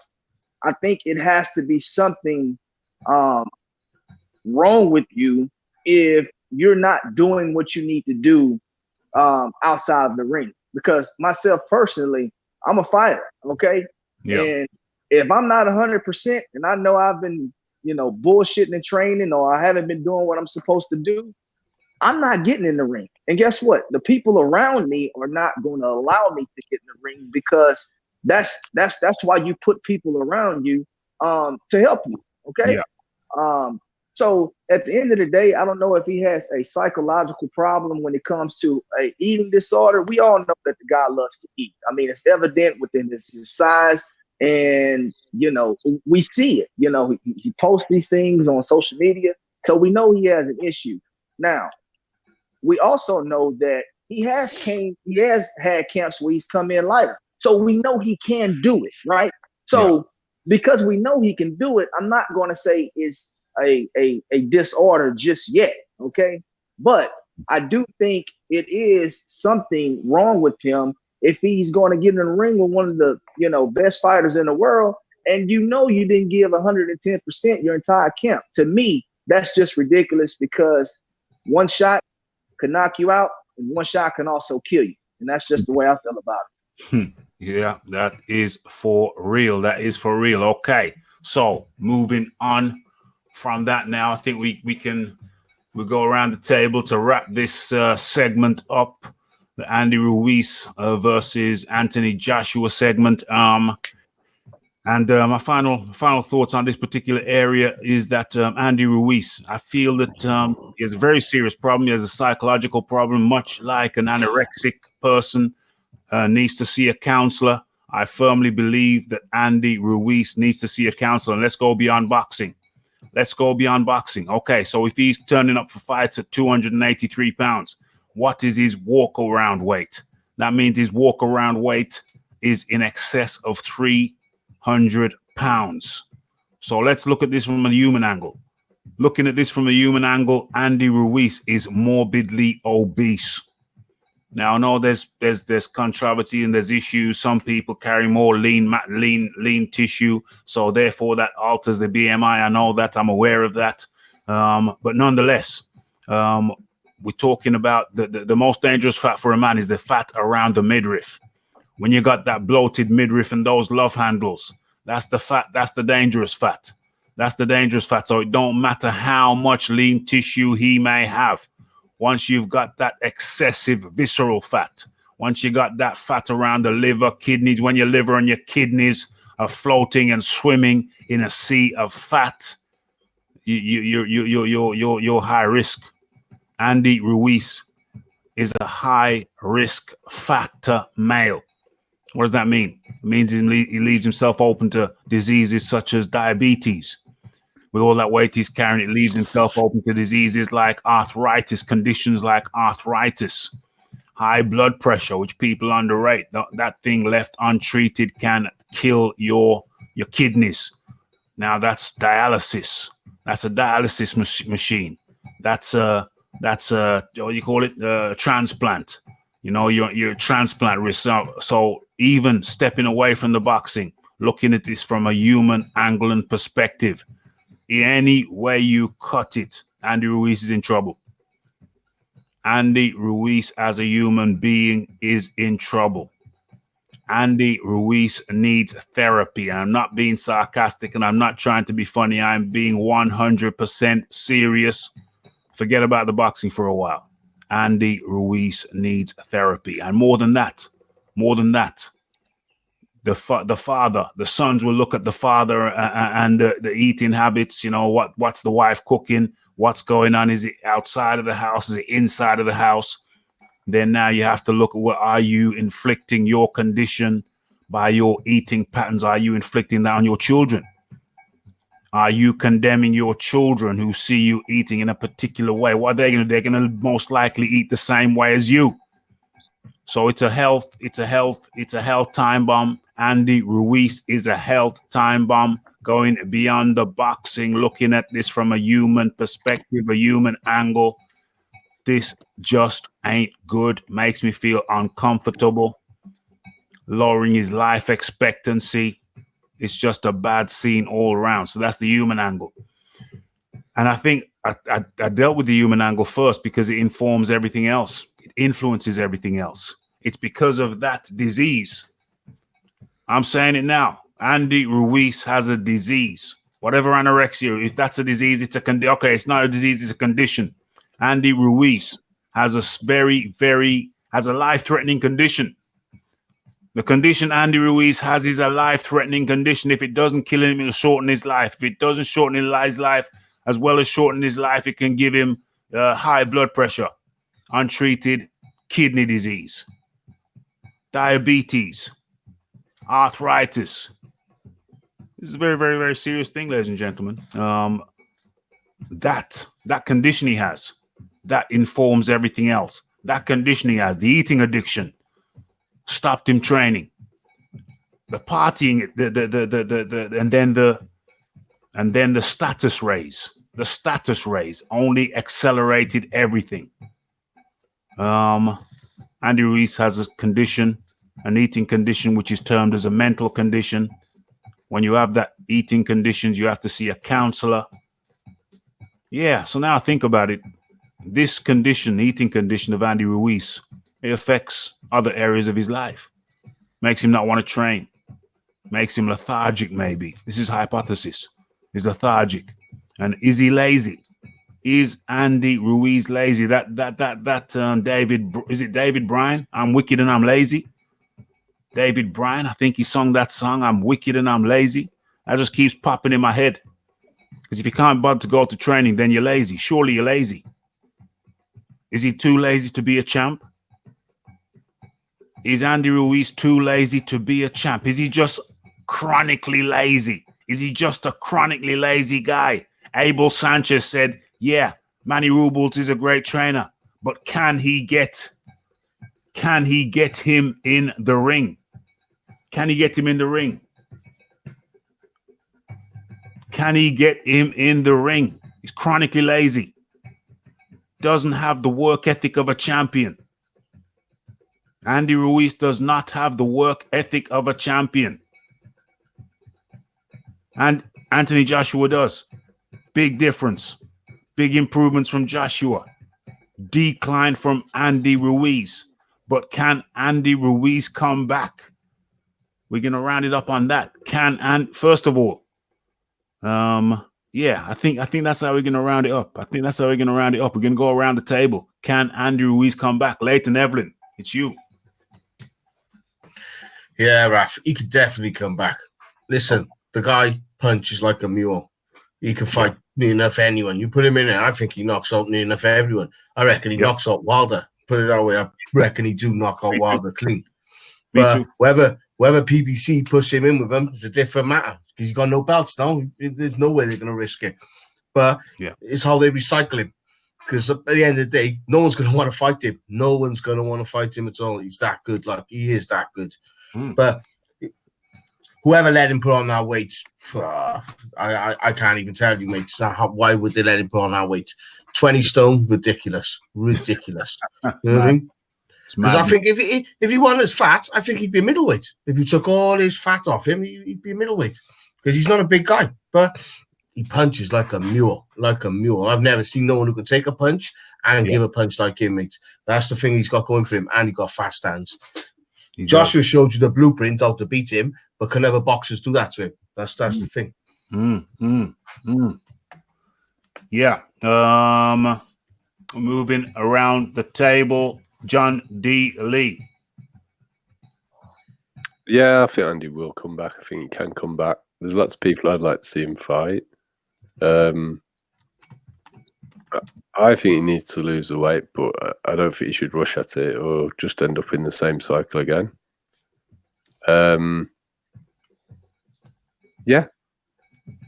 I think he might be better off leaving the PBC and joining the Matchroom, though. I think Eddie would actually build him back up again. Eddie is quite good at building people up who've lost on his cards. Yeah. If he's going to fight in the PBC, are they going to put him in with Konaki? It'd be a great fight. It'd be an entertaining fight, but I think Andy smokes Konaki. That's what I think as well. I think it's pointless. Yeah. But the other point about his weight, if he was, say, he'd gone down to 240, I still don't think he's catching Joshua with that game plan anyway. No, I don't think so. I think Joshua would give him a trilogy. He said it before the fight. I think we're several fights from Andy away from that. Andy's got a lot of rebuilding to do. Hopefully, he learns from his L, makes the adjustments, sees what Joshua did. You can come back from this and be a credit to boxing. So the question is, moving around, thanks, John. Can Andy Ruiz come back to the top level, and does he deserve the trilogy? Big Boys Boxing. He can come back for sure. He'd have to make some lifestyle changes, and just touching on what you were talking about before. Surely there is some mental issues there with his weight loss, but I think most of it's lifestyle. Come down to how he was brought up. Look, his mother's fat, his wife's fat, his kids are fat, he's fat. The only one who isn't morbidly obese is his dad, but he's not skinny either. You know, the lifestyle change would have to come. But I could see him in a Triple F fight for the PBC, which is the fantastic fat fight of the fatties, against Adam Kovnarski. I don't know. Maybe the volume of Kovnarski could gas Andy if he's at 283 pounds, but if he's in fighting shape, or Andy Ruiz is fighting shape between sort of 250 and 245 and 255 sort of thing, I think he'll beat the living snot out of Adam Kovnarski. But then where to from there? I think they'd have to look elsewhere, maybe someone like Oscar Rivas. But a third fight with Anthony Joshua, not one I want to see right now. And after that performance, I don't think Joshua and his team would be willing to give Andy Ruiz another fight unless he gets some other credible names on his record. Because as it stands, the only other credible name on his record is Joseph Parker, and he lost to him as well. So, you know, it's a bit of a case of he's proven what he can't achieve, and there's nowhere in between again. You know, much lower level of fighters. I guess the next one down would be Alexander Dimitrenko, and that's definitely second or third tier, isn't it? So I think Andy would possibly think about going to Matchroom, because as it is, asking for a third fight right now, he's begging for another payday to supply himself with a lifetime supply of tacos. So, yeah. Oh my gosh. Phil Walker. Hold on, I've already gone to you. Sorry, Phil. No. You hadn't went to me about this. Oh, okay. No. This will be a quick answer. Yeah, the question is, can he come back, and does he deserve the trilogy? Well, let me tell you something. I honestly think, deserve and what I feel is kind of two different things, right? I don't think he deserves a trilogy if he's going to, not take it serious. You understand what I'm saying? Yeah. So if he's not going to come in with the mindset of a champion, then absolutely not. He does not deserve a trilogy, okay? Because at the end of the day, he is a champion. Yeah. Now, as far as him coming back and competing against top level opposition, I think he'll come back. I think he realizes that, he embarrassed himself, he embarrassed his culture, the great boxing tradition of, Hispanic and of course Mexican fighters. So I think that'll be somewhat of a motivation for him, at least, whether it's temporary or long term. I do think he will come back from that. Now, whether he's going to stay with PBC, go with Matchroom, whatever the situation may be, but it is several heavyweights out there that he can compete against to show that he is still an elite fighter. And I do think he's, top 10. I think he beats a lot of those guys. I think he's somewhere in between 5 and at least number 7, in my opinion, right? I even think a rematch with Parker would be good as well.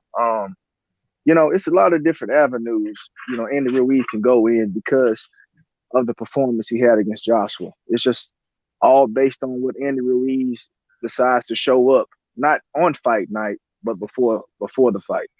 Okay, so he's a Mexican guy. So what's your feeling over there? How are the Mexicans? What's your impression? How are the Mexicans dealing with this? How are they taking it? Because had he won, he would have been someone people were saying he was going to rival Canelo in popularity. So now that he's lost, will he have a big drawing power? What's your feeling? You don't know, but have you got a feeling on this? His next fight. No. The Mexicans going to turn up? Well, I could tell you this right here.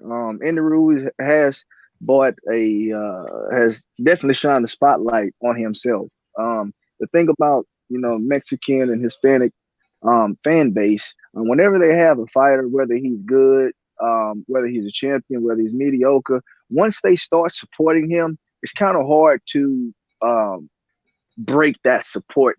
Okay. Now, Canelo Alvarez's situation is a lot different because essentially he was a pay-per-view star. Now, of course, he's with Golden Boy DAZN. So, that situation is different. But I do think Andy Ruiz will and still gets the support from basically his Hispanic, foundation because, those guys, he represented well the first time around. And, those guys don't forget that kind of stuff. Now, if he comes back in, will he lose some support? Yeah, sure, he will lose some support. But right now at my gym, which is the heavily populated Mexican and Hispanic gym, those guys still, they still support Andy Ruiz. They understand what he did wrong. And they're willing to, of course, forgive him because he is the first Mexican heavyweight champion. So that's good. Before I go to Beeb, I want to address this point by Ru 504. How are you doing, Ru? I think you made this comment in one of the videos, and it's an interesting comment, so I think it deserves my attention. People are okay in thinking that AJ took the first fight lightly, but are not giving Ruiz that same consideration. Now, my response to that is that the difference there is that they never fought before. Andy Ruiz had fought Anthony Joshua, so I don't think he can get that same consideration. He had been in the ring before, and so I don't think you can say that Joshua was an unknown entity to him. He was a known entity. So I think that is the big difference. But good question nonetheless. Over to Beeb. So Beeb, yeah.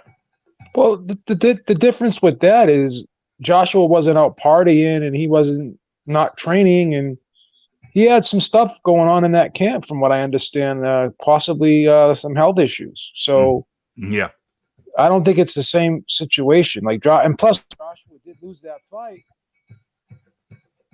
And when Joshua did lose that fight, he made no excuses. So I think it's a different situation. But as He's far making as them now, man. as far as Andy Ruiz coming back and getting a title shot and being effective at the top level, it's very ironic that this is a guy who started his career at his, this was his third highest weight, but ironically enough, his first two fights, he weighed the most. He was like 297 and like 292 in his first two fights. Yeah. And then he started slimming down. Okay. Then he was like 250-ish. I think one fight he was like 240 or something. So he got his shit together for a while, but then all of a sudden now he's right back where he started. So you knew it didn't work back then. So why would it work now? You fought Parker at 255 or whatever. And, again, I was guilty. I fell for the trap. I said to myself, the guy's always been heavy and he's always been effective. But when he comes out and says that he didn't train, then I can't defend that. No. So he is with PBC. I know a lot of people on the panel mentioned the Kwanaki fight. And I probably think that that's going to be the next fight. I wouldn't be surprised if that's the very next fight. And then if he beats Kwanaki, I wouldn't be surprised if Wilder were to beat Fury, which is a big if. I don't think he's going to do it. But I wouldn't be surprised if he would be an opponent for Wilder down the road. I could see them doing it because PBC has one thing about PBC is they do get their fighters fights. Now, I think they'll keep Andy active. They got a ton of heavyweights, and I just wouldn't be surprised if he fought Kwanaki next, and then if Wilder were to get by Fury, which is a big if. I don't think he will. But if he did, then I wouldn't be surprised if he would be a Wilder opponent. But I just find it so weird how, he didn't learn from his mistakes. And then even after the first Joshua fight, what was he saying? Oh, I want to lose weight and look like Anthony Joshua. I want to do this and that. And it's like, Today I'm just really puzzled. I'm really perplexed about this whole thing, and maybe I'm naive. I don't know, but I just don't understand why this happened like this. I just can't figure it out. For him to say that I didn't train for the fight, like he had Buster Douglas syndrome. He fell victim to Buster Douglas syndrome. He admitted it. 100%. He's like, he got this money now and he's just flossing. He's just living the high life. He's slapping the face to the fans and everyone who supports him. It's horrible. Slapping the face to the fans, I feel worse for his trainer. Yeah. I feel bad for his trainer because you got a man there who has talent, who has ability, and he just won't do the work. He just won't do the work. He won't put the work in. He's work shy. He's lazy. Yeah. He gives fat people a bad name because fat people are associated with laziness, rightly or wrongly. And it can't be right all the time and it can't be wrong all the time. So obviously it's a percentage thing, but he is the type of guy because he's fat and he's lazy. You know what I'm saying? He's like a stereotype. Reinforcing stereotypes, yeah. Reinforcing stereotypes. Not all fat people are lazy, but he's just like an icon of the fat, lazy guy. He's a fat guy, and then he broke the stereotype by beating Joshua, and then he reinforced the stereotype by not training properly for the rematch. He's just like he didn't have the ambition to train enough for the rematch. But anyway, I think we is there anybody I've missed on this one? I understand that Andy, prior to the fight, talking about people still don't believe I can do it, so I'm going to use that as motivation to sit on your butt and let your butt get fatter. I mean, like you say, it's reinforcing stereotypes, and he deserves every bit of flack he gets for it.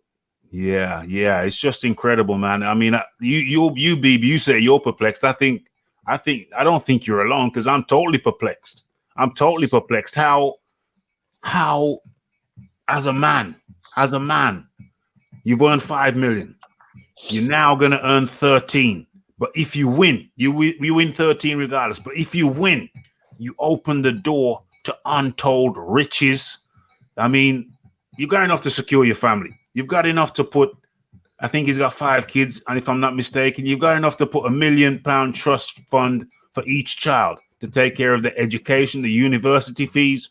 When they leave university, give them enough to put a down payment on a little first home, and then when stagger it so by the time they reach 30, then a certain amount gets released if they want to buy a full home, big house. Maybe the woman has a man, the man has a wife, whatever.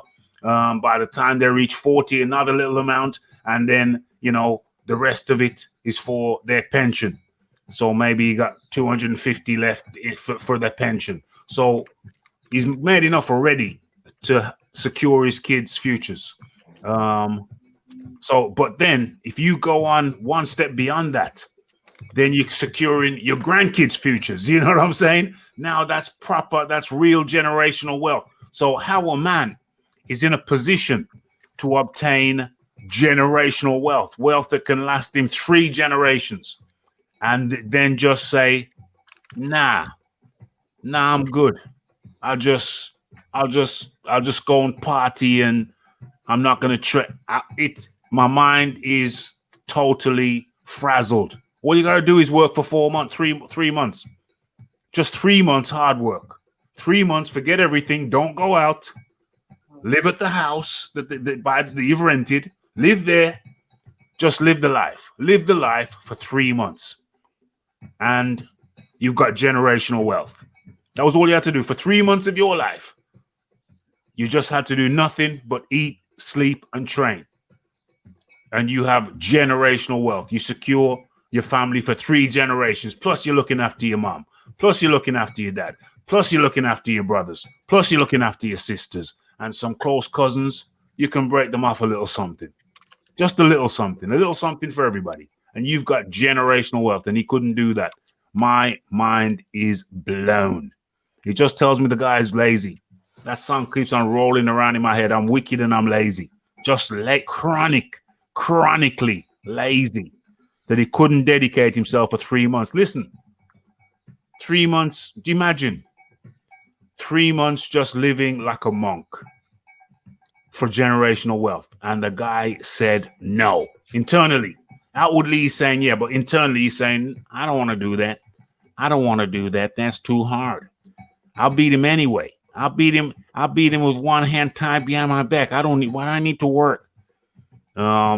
It blows my mind, absolutely and totally blows my mind. But I think we've done that. I think we've taken care of that. So I think now that I don't know if there's any final words to be said on the topic. Okay, one last question relating to Anthony Joshua before we move on.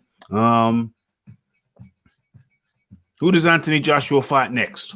I say I'll go first. I think it's going to be Pulev. I think Usyk is with the WBO, Pulev with the IBF. I think they're gonna. I think it's gonna. People are saying he's fighting Usyk. Everybody's saying he's gonna be fighting Usyk. No, it's Pulev, mate. It's Pulev. So it's gonna be Pulev. Leighton Evelyn. Yeah, well, you know what's gonna happen. Isn't it? He's gonna, if he got to get rid of one belt, he's gonna get rid of the one belt for Usyk to have, so Usyk can fight for that belt. Yeah, he's gonna fight Pulev, beat him easy, big homecoming in Wembley, 90,000, or the Principality, 80,000. Yeah, look amazing. So is there, and then go back for a unified thing that'll cover his whole year. That'll be him. He ain't fighting 3 times a year. He's fighting twice a year, like. And then when he does that, then because you know all that's gonna happen all this year is gonna be Wilder Fury. That's all he's gonna have. That's all he's gonna have. It's not gonna stop. Every time, you know, Eddie's in front of a camera every week, and every time Eddie's in front of a camera, it's gonna be what about Wilder? What about Wilder? What about Wilder? Forget about what can you do? What can you do? You can't do nothing. Forget Wilder knows the score. How can you ask a 50-50 with a guy that just earns 80 mil, 60 mil for his last fight? You can't ask 50. He's a commercial juggernaut, mate. You just can't ask 50-50. And all these fans are all going to be saying, no, we want 50-50 or no fight, 50-50 or no fight. It's never going to be 50-50. There's no way in the world it can be 50-50. No fight. Go on, Raf. Yeah, that's what I'm saying. No fight then. 50-50 or no fight, jog on. Go about your business. That's what I'm saying. What are you saying? 100%, mate. Because it can't be 50-50, though. It can't be. How can it, when he earns what he earns, that you can have 50 of his? You can't. If he could give you 20 mil, 30 mil, you're happy days. But it's still not 50-50. But Wilder wants 50-50. Do you know what I mean? It's about Frank for Wilder. But like, listen, mate, you can't sell. He sold out 1.6 million pay-per-views over here, which equates to $52 million over there, when Wilder done his for 20 million. It's nearly enough fucking 3 times what he earns. Do you know what I mean? And I was as a challenger, not even a fucking champion. Come on, mate. You can't compete with him. You can't. He's a juggernaut, mate. He's up with the language, Leighton. He dropped a few F-bombs there. No problem. No problem. I know it's just not. Here's the problem now for the Wilder side. Yeah. This guy lost the title, went into the rematch as the challenger, and got more. This was probably the biggest purse in the history of the heavyweight division. But real quick, real quick on that. That's how the contract was set up. The contract was set up that way. It didn't matter. You know, the contract was set up for him to get more money if he lost in the rematch. Yeah. Okay, but think about what Saudi did. Look how much money they put up for the fight. Like the offer for the Wilder fight was $50 million allegedly. Yeah. He got more than that as the challenger. Mm-hmm. Without even having his 3 belts. So right then and there, that just tells you. And then when he was over there, like how everyone just went nuts. Yeah. You can't deny the guy's economic power, man. He's a beast in this division, man. When it comes to like he's not. He may be passing Canelo now pretty soon. I think so. He's gonna pass Canelo. I think so. Yeah, you know, I agree with that. I mean, honestly, I'll be honest with you. I think at this point, tenure, I think he has absolutely passed Canelo. I mean, you got to think about it. I'll tell you why. I'll tell you why. Worldwide, like the country, like a lot of, like he's known like Nigeria, Saudi Arabia, Dubai. Yeah. Now people know him in the United States because what Andy Ruiz did. Yeah. You know, and then when he came over here for the promotional tour, first time fighting in the United States, he sold out the Madison Square Garden, man. I mean, yeah. You gotta be objective about it, man. I mean, it is what it is. It can't be denied. I mean, this talk about 50-50 or no fight. Yeah. I say jog on. I have an economic power. You have an economic power, value, and you get paid according to your economic value. There ain't no messing about. People are saying, well, just go 50-50 anyway, just to make the fight. Get out of here. Get out of here. Would you lower your pay scale at your job just to make another man feel happy? And that's what they're asking him to do. And I say, no way, Jose. John Dealey. What was the question anyway? Who's AJ fighting next? Pulev. 100% it's going to be Pulev because the way the fights will go if it was vacant, it'll be Pulev versus Kalinaki, so Hearn loses control. As it stands, if he gives up the WBO, it's Usyk versus Parker because Fury's fighting Wilder, so they can then fight the winner of that afterwards for a unification quite easily. Yeah.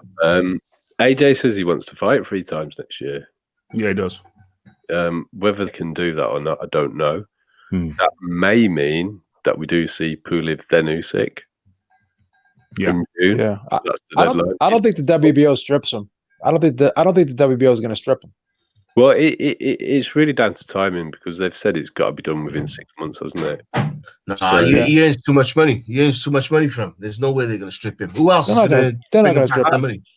It's more whether he says we'll give it up because it suits us. They let Parker and Usyk fight, and then he fights Usyk or Parker afterwards anyway, and he gets belt back. I mean, as far as I understand it, Wilder and Fury has a rematch clause in it anyway. Yeah. And Wilder, I doubt Wilder's going to fight more than twice next year. So all this Wilder Fury talk, they just need to deflect it because those two guys signed a contract to fight each other. It's on them. I don't really care about the splits on the money. Yeah. But here's a question. Do you know Fury? He's mandatory now. So what if he does his fight and then walks away? Because a mandatory don't have to do a rematch, does he? Mandatory don't have. Yeah, I mean, he can, but I don't know. We'll have to see what happens. Aram said there's going to be 2 more fights. That's what Aram said. Out there, I think Aram's under pressure. Yeah, but that was before he was made mandatory, wasn't it? Yeah, but also Aram's, I think, got a lot of control over who Tyson's going to fight. Yeah. And I think they might want the money from it because they've invested so much in Tyson, and really, he's failed them. Because the rumor is they're going to drop the pay-per-view for him so they can hit their peaks. Like, well, we'll see because Bob Arum has announced it's going to be a joint pay-per-view. I think with Fox. Yeah. I mean, I think if Eddie Hearn's smart, he'll protect Joshua from all these questions because he doesn't need the distraction and just put the ball firmly in their court. They signed a contract to fight each other last year. Wilder announced the fact that he was fighting Fury and Ortiz in his next 2 fights in the fight week of Joshua Ruiz 1. Yeah. So anyone who wants to talk about AJ not calling out Wilder, they're just being facile about it. At the end of the day, Joshua knows he's busy, and Joshua's sick of trying to negotiate and have it fail. And he's just said, "Come to me, I'll fight him." So let him come. Yo, I just jumped in here, so can I give my quick thoughts on Ruiz versus Joshua too? Hello, who is this? Justin Jr. 962. Justin Jr. 962. It says Don Lyle Boxing. How old are you, mate? 12. I'd like to give my quick thoughts on Ruiz versus Joshua too. Yeah, go ahead, Justin. Okay, so I'm not a Joshua or Ruiz fan, but a lot of people said that Joshua ran, and understandably he did, but what he really did was implement the Klitschko game plan. He stuck behind the jab, used his footwork every time Ruiz tried to get in on the inside. Boom, hit him with a straight, and then when Ruiz got on the inside, clinch. Joshua stayed behind the jab, outboxed Ruiz for 12 rounds. It's Ruiz's fault that he didn't come in shape, that he didn't train, that he partied too hard. And this fight sold because it was building off the fact that the heavyweight champion lost to this fat guy. But, sorry, I called him a fat guy. And the second fight, all right, the third fight won't sell because I know I just said that Joshua put a master boxing class, and it was. He didn't run, he boxed him, but it was quite boring. So if they do make a trilogy, I don't think it's going to sell. You make a good point there because who cares? Who cares about a trilogy? Yeah. And honestly, with all the stream links going on for free fights, that just adds to it. What do you mean? You know, crack streams and stuff. What about them? You can watch the fight for HD quality for free. How does that? I mean, I understand what you're saying, but how does that impact the third fight more than it would impact the second fight? No, I'm just saying, like, just to add on top of that. He's saying people will stream the fight. It may not do as well because people will stream it. No, yeah, no, but that happens. But you know, every it broke fight. all records. This broke all records over here. UK, Yeah, this one. UK fans really don't stream fights. They'll buy the pay-per-view. No, you have streamers over here, but I mean, yeah. I'd rather... it's 25 quid. If it was over there, your pay-per-view was $20. You'd all buy it, wouldn't you? I hate streaming fights. I don't want to risk it, man. One time I streamed Mayweather-Maidana. Yeah. Because I said I'm not going to buy it, and I like 5 minutes in, the thing froze. I went and I bought Mayweather-Maidana. Yeah, because I just want to watch the whole thing. I don't want to watch watch a minute behind. I don't want to watch it any issues. I want the whole fight. I don't want to finish halfway through. I think you're American, aren't you, Justin? Yes, I'm American. I think over in America it's a bigger thing because your pay-per-views are more expensive. Yes. Yeah. So I think people over. Also, I'm not an adult, so I really don't have my own money. I understand that, but your parents, your father, parents, they probably will not be inclined to pay too much money for pay-per-views too often. Yeah. Is the point I'm kind of trying to. I really do not know how the Americans pay £80 a time or $80 a time to watch a fight. It's a lot of money. It's ridiculous. Let me tell you something. Hey, look, hey, you know, I'll be honest with you. I don't think it is ridiculous. Like, I like boxing that much. I'm gonna be honest with you. It's not about that. If it's a good fight on, it's a fight that I really want to see. I mean, if they went up to $100, I'd probably still pay it. I mean, we're just so used to doing it. We're just so used to doing it. That's I mean, I would still do it. I mean, because I like boxing. I mean, look, let me tell you something. I'm a subscriber to The Zone. I have Showtime. I have Fox with my regular cable, but I also have the app. I have ESPN Plus. You know, I have anywhere where I can get boxing. I mean, if it costs $5, $20, whatever it is, I pay it because I like boxing. Listen, I got my Sky subscription. It's like 130 quid a month. Yeah, that's 130 quid. I don't know what it is in your money, but that's 130 quid a month. And then they want pay-per-views on top of that. And to me, £20, I don't mind that.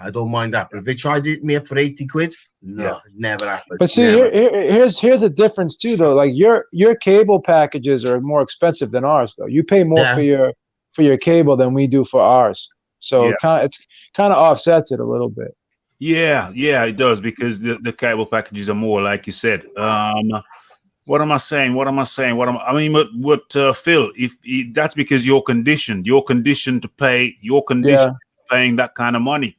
If you came from the UK and you were used to paying $30 for PPV, and then all of a sudden you got to pay $80, that's a big difference. Yeah.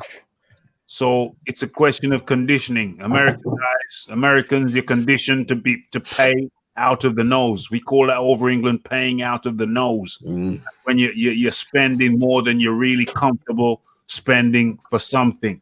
Okay, but I think we've pretty much covered the Anthony Joshua thing. Trilogy. To recap it, my position, it's just not needed. It really is. No, not right now. But not needed. And after what he did, you know, when it happens again, Joshua's going to fight him the exact same way again. Joshua's going to do the exact same thing to him again. Yeah. With both fighters having a full camp, we clearly saw who the better fighter was. Nobody really mentions that Anthony Joshua was training for a style of Jarrell Miller, and then on 2-3 weeks' notice, he got put in with this different fight style. But for Andy Ruiz, he fights in the heavyweight division, so he knows who the heavyweight champion is. He's always looking at his fights. And stuff. Nobody knew who this Andy Ruiz guy was. Well, I knew who he was, and probably Joshua did too, but we weren't really focused on him. That's 100% spot on. That's my argument. The changes of opponents played a very significant part in all of that. And I think that if you don't agree with that, man, you must be some kind of hater, because it's pretty obvious. pretty obvious, pretty logical. But anyway, there were other fights on the card. Quick word from each guy before we wrap this topic up. You've already covered it, Justin. So you've had your go. Going over to John Dealey. Just a quick sentence or two. Did Anthony Joshua run? There are some people out there who are saying Anthony Joshua ran. John Dealey, did he run? Did he do the run? People that say he ran missed that right hand that busted up Andy Ruiz's eye in the first round. That made Andy Ruiz reluctant to come in. Yeah. So Joshua just used his distance and he punished Andy. And I think if Andy had tried to close the distance more, Andy would have got punished more. I'm not sure if AJ would have knocked him out because it's difficult to shift 283 pounds. Yes. It's not an easy task. Andy's got a good chin anyway. Yeah. But I think he would have got cut more. I think he would have got hurt. We might have seen the towels flying in. So Andy was a bit reluctant to engage. Yeah. Joshua did the right thing. He used his massive reach advantage. That's not running. Sorry to interrupt. I'm gonna get some food. Be right back. I'm gonna mute my mic. Okay. Thank you. So what are we saying? Yeah. Okay. Over to Leighton Evelyn. Did he run? Did he run or did he do a masterclass boxing show?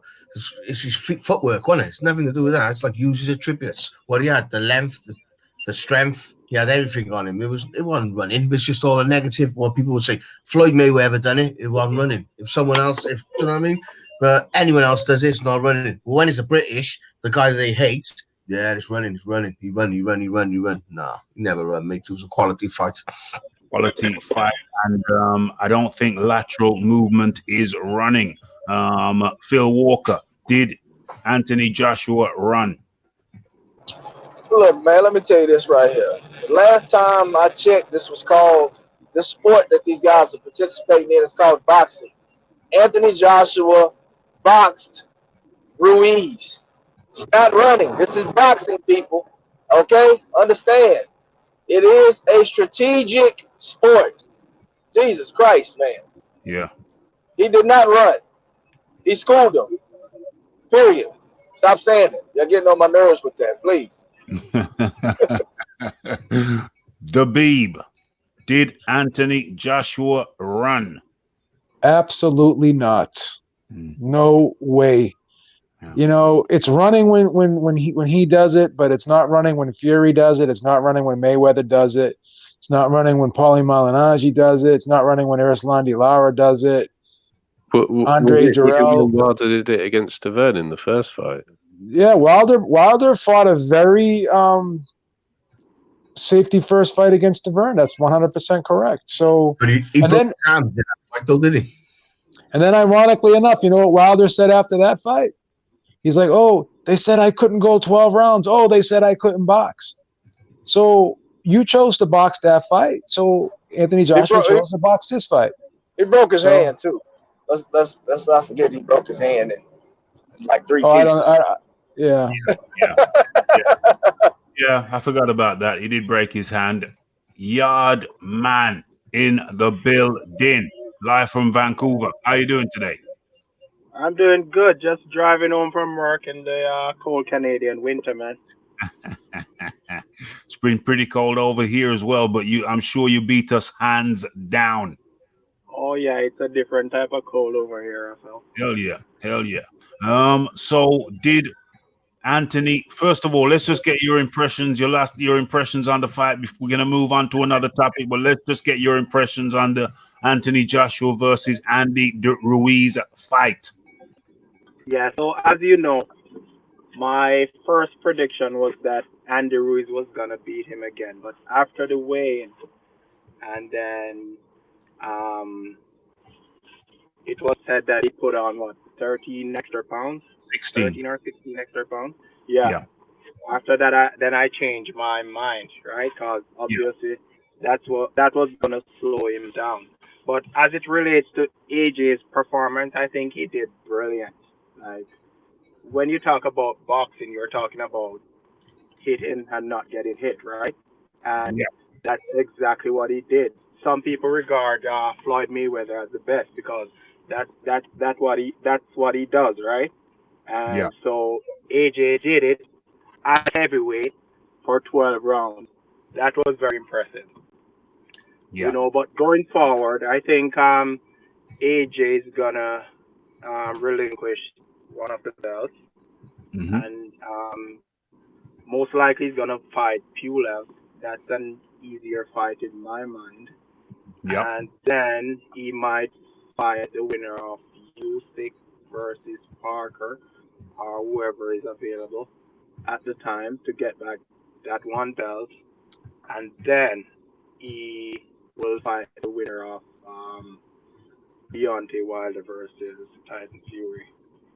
And the bigger, in my mind, I think the bigger fight would be against Tyson Fury in England. That's what I think is the bigger fight of the two. Yeah. Okay. So that's good. So your views on Andy Ruiz? Man, you know, I'm not gonna fat shame the guy or anything, but when I was going through YouTube and I saw the video when he was sharing tackle with the was it the Prince of Saudi Arabia? Yeah, there's lots of princes over there. Yeah, he was having tackle with one. I felt so ashamed and embarrassed, man. Like the guy is supposed to be a professional athlete, right? Yeah. You know, like what he does is just God-given skills and talent. Because there aren't a lot of fat people that are able to move the way he does. You know, so that's his talent, man, and he should take pride in his appearance and stop friggin' eating all this pizza and taco. It's only got to take him to his grave, right? And for Andy Ruiz, I think he's a superstar because at the end of the day, when he won the belt, he endorsed Mexico, right? Yeah. They're not gonna forget that. So he's a superstar, even without the belt. So with proper marketing, I think he's still a big draw. They should put him up against guys that he's gonna win against, and I could see a big fight with him and Deontay Wilder sometime in the future. Okay. So keep on saying I'm gonna move on. I got one more round, one last question. There's a lot of questions around this fight. I got one last question. We're gonna go around the table one last time before we change topics. So one last question. How much is Deontay Wilder worth in a Joshua fight? What's his percentage? I want his percentage. What's his percentage? How much is Deontay Wilder worth? John D. Lee. What should be his percentage? He says 50-50 or no fight. We talk about the money. That's why we talk about the money, but there's a reason we talk about the money because Deontay Wilder talks about the money. It says 50-50 or no fight. John D. Lee. I think if Wilder continues to try and either claim that he's the A side or he has parity, it's just a way of ducking AJ. I really don't care. Like if Eddie decided to give him 50-50, I wouldn't care. I wouldn't have a problem with it.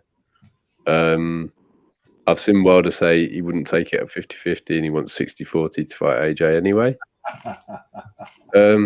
What is he actually worth? I suppose there's 4 belts. He's got one, so 25%. But I really don't have a dog in that fight. I don't care if they overpay Wilder to see the fight. Yeah. I actually don't care. Yeah. As to whether Wilder or Fury is a bigger fight against Joshua in the UK, I'm still not sure because I think people would see Wilder as the more exciting fight. Yeah. Than fighting Fury. So I think personally, I'd prefer to see AJ fight Wilder, but I'm sure there's lots of people that like to see AJ fight Fury. So from that point of view, I don't know where that's going to go, but yeah, that's me. Okay, so percentage split, and who would you rather see? How much does Deontay Wilder deserve, and who would you rather see more? Who would you look forward to seeing AJ against more? Tyson Fury or Deontay Wilder? Let me come in there.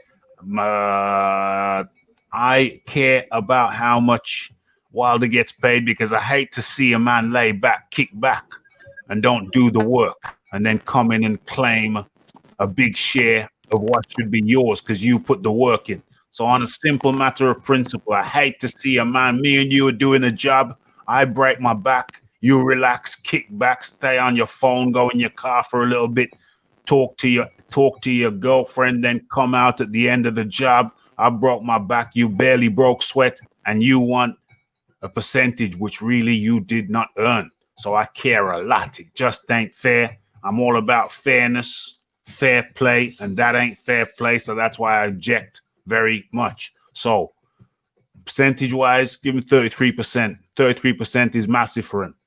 Similar to Joseph Parker. He's got one belt. Cool.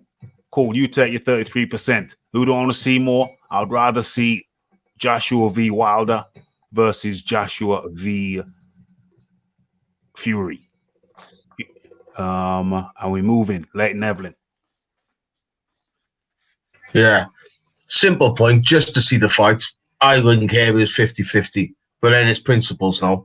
From what Wilder's gone on his high horse saying, oh, he ain't fighting less than 50-50. He don't deserve 50-50. There's no way he deserves 50-50.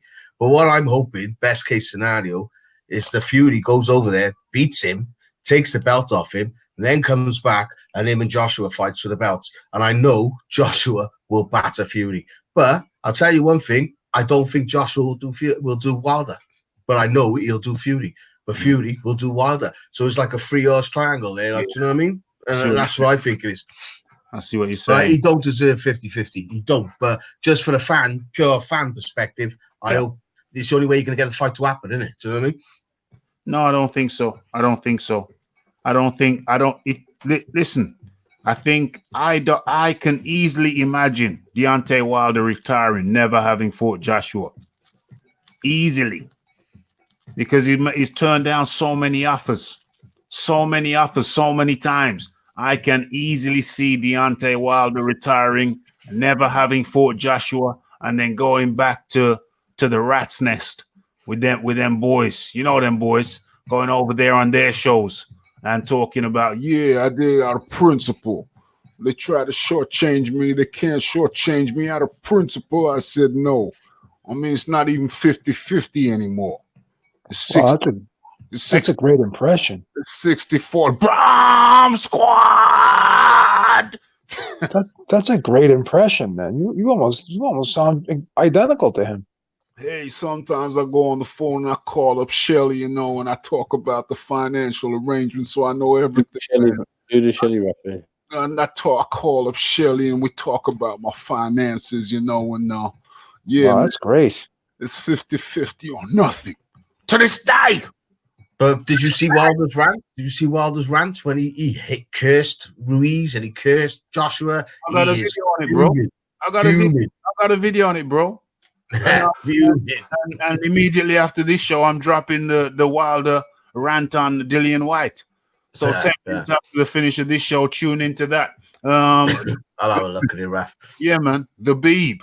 I think there's 2 questions. What percentage should Wilder get? A, and B, who are you most looking forward to seeing Joshua fight? Wilder or Fury? Well, Fury's my man. I think Fury beats both of them. But in terms of entertainment value, I'd rather probably see the Wilder Joshua fight because that fight's just been brewing for so long. It's got a lot more history. It's got a lot more storyline to it. The whole thing with Deontay Wilder is even if he was offered 50-50, he still may turn the fight down because the problem is this. I agree. He mapped out his next 3 fights with Ortiz and supposedly there's going to be 2 Fury fights now. So he mapped out his career for like a year and a half. Yeah. So I honestly, and then he came out and said, that we may never see the Joshua fight. That was his quote. Yeah. So I used to think that he really wanted to fight. Now I'm not 100% sure that he does, and I'm not saying he's afraid of think he's scared. I'm saying it. I think he's scared of Joshua. I don't think he's scared of him. I don't think he's scared of him. He's scared of him. I think it's really an ego thing. I'll be honest with you, and then I hate to say this, but I think he's very jealous of Joshua. Yeah, I think it's very obvious. Is there anybody who doesn't think that? He's jealous. He's jealous of the fact, and he'll say things like, "Oh well, the UK fans aren't like our fans. Like it's different over there." Blah blah blah blah blah. So to me, he's basically saying that he's mad because the UK fans love him and the United States fans don't give him the same attention. So, yeah. As far as the split go, I think eventually if the fight were to happen, I think 50-50 would come off. But horrible. Joshua, to be real, Joshua does deserve more. Maybe 60-40, I would think would be a good split. 60-40 would be massively over generous. I could live with it. But just on a fairness level, 50-50 would burn my soul. It would burn my soul. I hate to see a man who kicks back. Just in life in general, I hate to see the man who kicks back. And just idle. I hate to see the idle man. Wilder really wanted Ruiz to win that fight on Saturday. He really did. Badly. He really did. Badly. But because of the politics now as well, I can't see Matchroom entertaining Wilder because they ain't going to take a risk of those belts going over to PBC because they'll never see him again. And it's the same vice versa. PBC don't want that belt to come over to Matchroom because they know they'll never see it again. The politics in it is gone ridiculous, mate. It's gone ridiculous. Never before. So a man said to me, never before has a king looked so weak because the Joshua Matchroom side, they were the kings. They were the kings on the table, and they bowed down and entertained the relative pauper in Deontay Wilder. So the kings made themselves look weak, and if they do that again, I would be highly disappointed. Highly disappointed. You're a king. The man himself talks about king. He's a king over in the USA. He's the king of the USA. Fine. But they need to act like kings too. The Joshua Matchroom side, they need to act like kings too. So Phil Walker, that's right there. I'll tell you what would be interesting, Raf, is if Dillian gets reinstated as a mandatory. Because then I think carry on. All right, but I think if that happens, it'll go purse bids, and I think Matchroom will bid out everything to bring Wilder over to Britain. And then it'll be a different ball game, man. Different ball game. Absolutely awesome. But check out the video after this because that's the subject matter. And Phil Walker, what percentage does Deontay Wilder deserve? And who are you most looking forward to seeing Joshua fight out of Fury and Wilder? Okay, well, I'm gonna tell you this right here. I think I'll say this: AJ is definitely the A side. But for me, I think the fight should be a 50-50 split. Because Deontay Wilder, on the contrary of what you say, he hadn't just kicked back and just relaxed and waited for. I mean, Deontay Wilder is first and foremost the longest reigning champion in the heavyweight division. That's the first thing. The second thing is he has put in the work and he has destroyed every opponent that has come across him except for Tyson Fury. And he's going to destroy Tyson Fury on February 22nd. So that answers your question. I would like to see Joshua fight against Deontay Wilder because after Fury gets murdered, that's not going to be desirable at all. Okay. Yard man. Sorry. Yeah, Raphael, I got distracted for a bit. I'm driving home. That's no problem. What was the question again? Okay, no problem. What should how much is Deontay Wilder worth in the rematch, percentage-wise? And who are you looking forward to seeing Joshua fight most out of Wilder and Fury?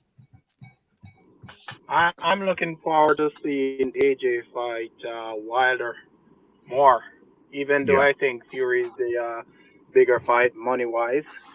Mm-hmm. And I think Deontay, as Floyd Mayweather said, numbers don't lie. Like AJ is doing all the numbers, right? He has all the fans and all the ladies watching his back, right? So, a fair split would be a 60-40 split. You know? Mm-hmm. Yeah. I think that would be generous. 60% for AJ. Yeah. And 40% for Deontay Wilder. Yeah, I think that would be generous. That'd be generous offer. At the end of the day, AJ is the one doing all the numbers, man. Even after this recent Deontay Wilder pay-per-view, like I think they're reporting that he did between 139,000, and some people have it at 300,000. So if you go in the middle, 275. It ranges from 139 from Rick Glazer to 225 from what's his name? What's that guy's name? The next man, and up to 275 from another outfit. So it's three different estimates. The middle estimate is around 225. Let's just say doing 200,000 paper. Yeah, that's not a lot of that's not a lot of money. He's not a lot. He's not bringing much to the table in terms of that. So Yeah. A generous offer would be a 60-40 split. That would be generous. Happy. That would be generous. Very generous. Okay, so we move on. I think we've covered that Joshua versus Ruiz satisfactorily. And we move on to, which one do we go to? I think we go to Povetkin versus Hunter. Povetkin versus Hunter. I scored the fight. I have my scorecard. My camera's not active. Where am I? Where's my camera? Boom. Okay, I have my scorecard. There you go. Scored about 3 of the fights. There's the scorecard. Okay, so where's my scorecard? Okay, Povetkin Hunter. I had it 1-1-4 to 1-1-5. And that was 1 round to Povetkin. Hunter. 1 round to Povetkin. 1 round up. He won the fight by 1 round, but it was so close. It was so close that I really. But Raf, I think that fight was like that because I think Povetkin dropped him, but he hit the ropes, didn't he? And it wasn't classed as a knockdown. But if the ropes were on there, that was a knockdown, mate. That was. Yeah, was you in the live stream when it was going on? I think you said that in the live stream. Somebody else said that. Yeah, it was a knockdown, mate. That's what changed the judges. Trust me. Yeah, somebody else said that same thing, the very same thing. So I had it 1 round ahead by Hunter, but really and truly, I can't complain because it was tight. It could have been 1 round ahead for Povetkin. It was some very tight rounds. And I don't think I scored any rounds a draw. I try not to. That's caused problems in the past when the fight ends up as a draw. So I tried to give it to one person or the other when I think it's a tight round, and really I had it 1-1-4 to 1-1-5. But there were certain rounds where I really had to think hard before I awarded it to one or the other. So I think a draw, whilst was a very surprising outcome, I think it was fair. John D. Lee. Yeah, the fight was so close. If you had one fighter winning or a draw, there's not enough in it to complain either way, really, is there? No, not at all. If anyone was going to get any shine off the judges, I thought it was more likely to be Hunter. Yeah. He's a matchroom fighter and he's got more upside than Povetkin has, just from age, apart from anything else. But yeah, I'm happy with the draw. If you scored it for Povetkin, if you scored it for Hunter, it's fine. It's too close to really worry about. Yeah. I think they'll both carry on fighting. I like them both. I'd like to see Hunter in better condition. He just looks to me like he's a fat cruiserweight. If he's going to be a heavyweight, either go in light, but go in trim, so you can go the rounds, use your attributes, or gradually put a bit of muscle on. But I'm not sure how much I'd really recommend that for a boxer. I don't recommend it at all. No, I wouldn't particularly. I don't recommend it. It depends how much it is. I mean, if it's just sort of £7, something like that. So here's what I'm saying. It's like, you see, if you're training, you're training and you're eating well and you gain muscle whilst you're boxing training, then that's perfectly cool. But also put the weight on when you're not in camp. Put the weight on when you're ticking over. Yeah. And then train as normal. Don't try and do it in camp. If you're going to do it. And I'm on the fence with that. I mean, let's be honest. Previous heavyweights used to come in often at the cruiserweight limit anyway. Yes. Sonny Liston at the time was a big heavyweight at £209, £210. So if you're going to come in as a smaller guy, your attributes are speed. So don't come in out of shape where you can't maintain that speed for 12 rounds. Just be trim. Yeah, 100%. But overall, I haven't got a problem with the draw. No, not at all. Not at all. Okay, so Leighton Evelyn, have I spoke to you before on this? Leighton Evelyn? I can't hear you, Leighton. Leighton, I cannot hear you. What's the matter, Raf? Oh yeah, okay, yeah. I thought you was talking, I couldn't hear you. So no. Have you spoke on this topic, the Povetkin Hunter? No, I said earlier. I think a draw was fair, but I could see why they scored in a draw. Oh yeah, okay. I think he was dropped. I think he was dropped and the game class as a knockdown one. Yeah, my bad. Phil Walker, Povetkin versus Hunter. Yeah, I think a draw was fair. To me, look, I know a lot of people saying they thought it was a knockdown. If the referee doesn't call it a knockdown, it's not a knockdown. At the end of the day, those two guys, they came to fight. But my deal is this right here. I heard somebody talking about Hunter being in shape. Let me tell you something. To me, that card was full of individuals that wasn't in the best shape that they could be in. The only guy that was evident that was in shape was, of course, Anthony Joshua. At the end of the day, I don't even think Povetkin came in the best shape that he can possibly come in.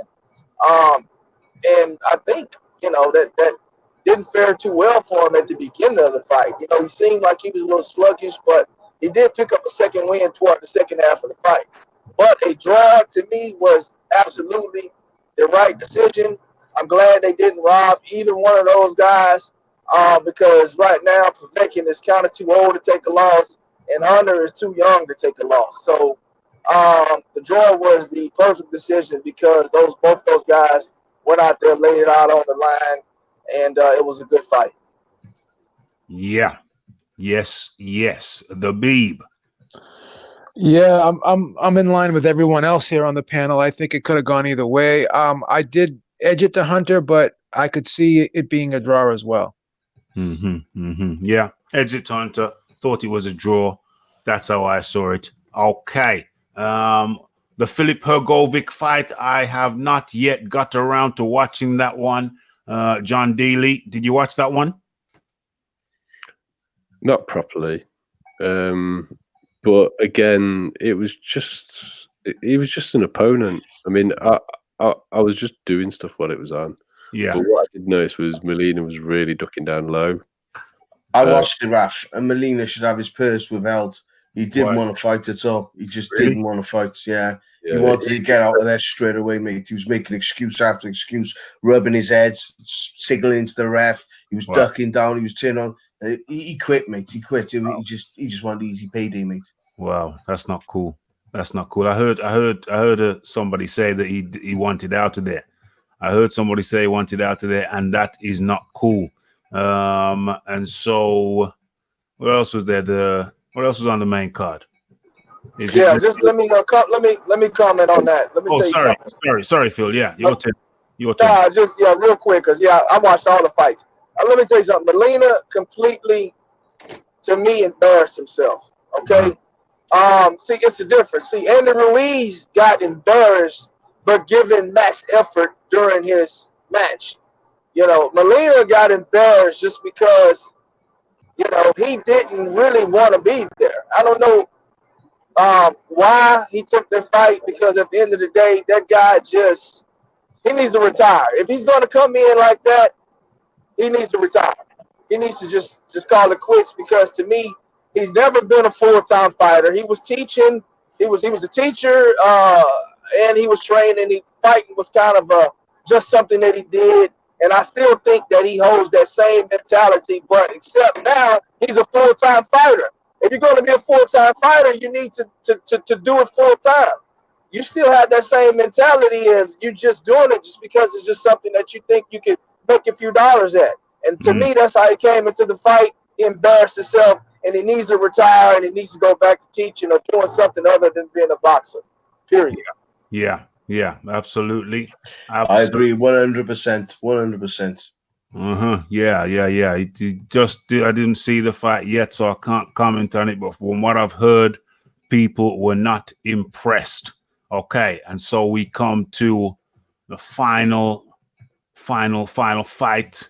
That was Dillian Whyte versus Marius Wach. Okay, so first and foremost, Dillian Whyte. Dillian Whyte has just received the news. He received the news just 24 hours before the fight that the UCAD have cleared him of any wrongdoing. I can't remember if we've talked about this in any previous shows, but he's been cleared by UCAD. Contamination happened in the lab. Yeah, I remember we discussed it now. It seems highly likely there was some kind of cross-contamination which did not come from the blood itself. That's my understanding of the situation. Dillian Whyte got news that he had been cleared to, he's already cleared to fight, but he'd been exonerated from any wrongdoing, and took the fight on very short notice. Said he was already in training, but obviously he wasn't expecting a fight on such short notice.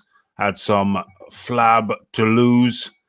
Came in, I think, at his career highest in the 270s against Marius Wach, the big, durable Marius Wach. Dillian Whyte was not in great shape at all, but obviously he was in good enough shape to go 12 rounds.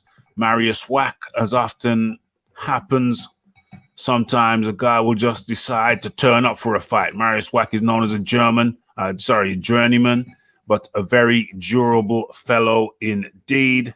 And he came to fight. Marius Wach came to fight, came to take advantage of Dillian, and he made a fight of it. Where's my scorecard? Where is my scorecard? Right here. Did I mark that one? Yeah. No. I had it 8-2. Right. 8-2, I had it, Raf. You had it at 8-2? Yeah. Okay, I can't see my score for that one. But Dillian Whyte did win by a good few rounds margin. He was better than Wach, but Wach made a fight of it. And it was a pretty good output on that fight. Pretty good punch output. Okay, what we're looking at here. Pretty good punch output. So who are we going with next? We're going with John. Did you see that fight? Yeah. I watched Dillian. Yeah. Your thoughts? Well, I mean, we talked quite a bit about the UCAD situation. I think Dillian's opened up even more about it, about the mental strain that he felt he was under. Yeah. Which accounts for the weight for me. However, Dillian does blow up between fights. I talked to you about this when we were looking at the Rivas fight. Yeah. That was announced. I wasn't happy with with how big Dillian was going into camp. Mm-hmm. And I think he has a bit of a similar tendency to Andy. I think when he's unhappy, I definitely think he eats. Yeah. Talking about Andy eating, look, this is what AJ ate during the camp, and this is what Ruiz ate during the camp. Show me that again. This is a buffalo wing. This is what AJ ate. Yeah. This is what Anthony ate. Anthony's AJ. Oh, I meant AR. Andy Ruiz. I got you. I got you. No problem at all. No problem at all. Yeah, John. I think they just knew they needed to get Dillian out there. I actually want to see Dillian be pretty active. I want to see him have quite a few fights just to get back into condition, because I think that's the best way for him. But moving forward, Dillian also needs to have a good long look at his actual lifestyle habits. Yeah. He's a great boxer. He's entertaining. Dillian will give everything. He'll go out on his shield if he has to. I like Dillian a lot. I'm glad that everything's been put behind him with regards to CAD. And hopefully he can get himself in good shape, because if he turned it up to a Wilder fight looking like that,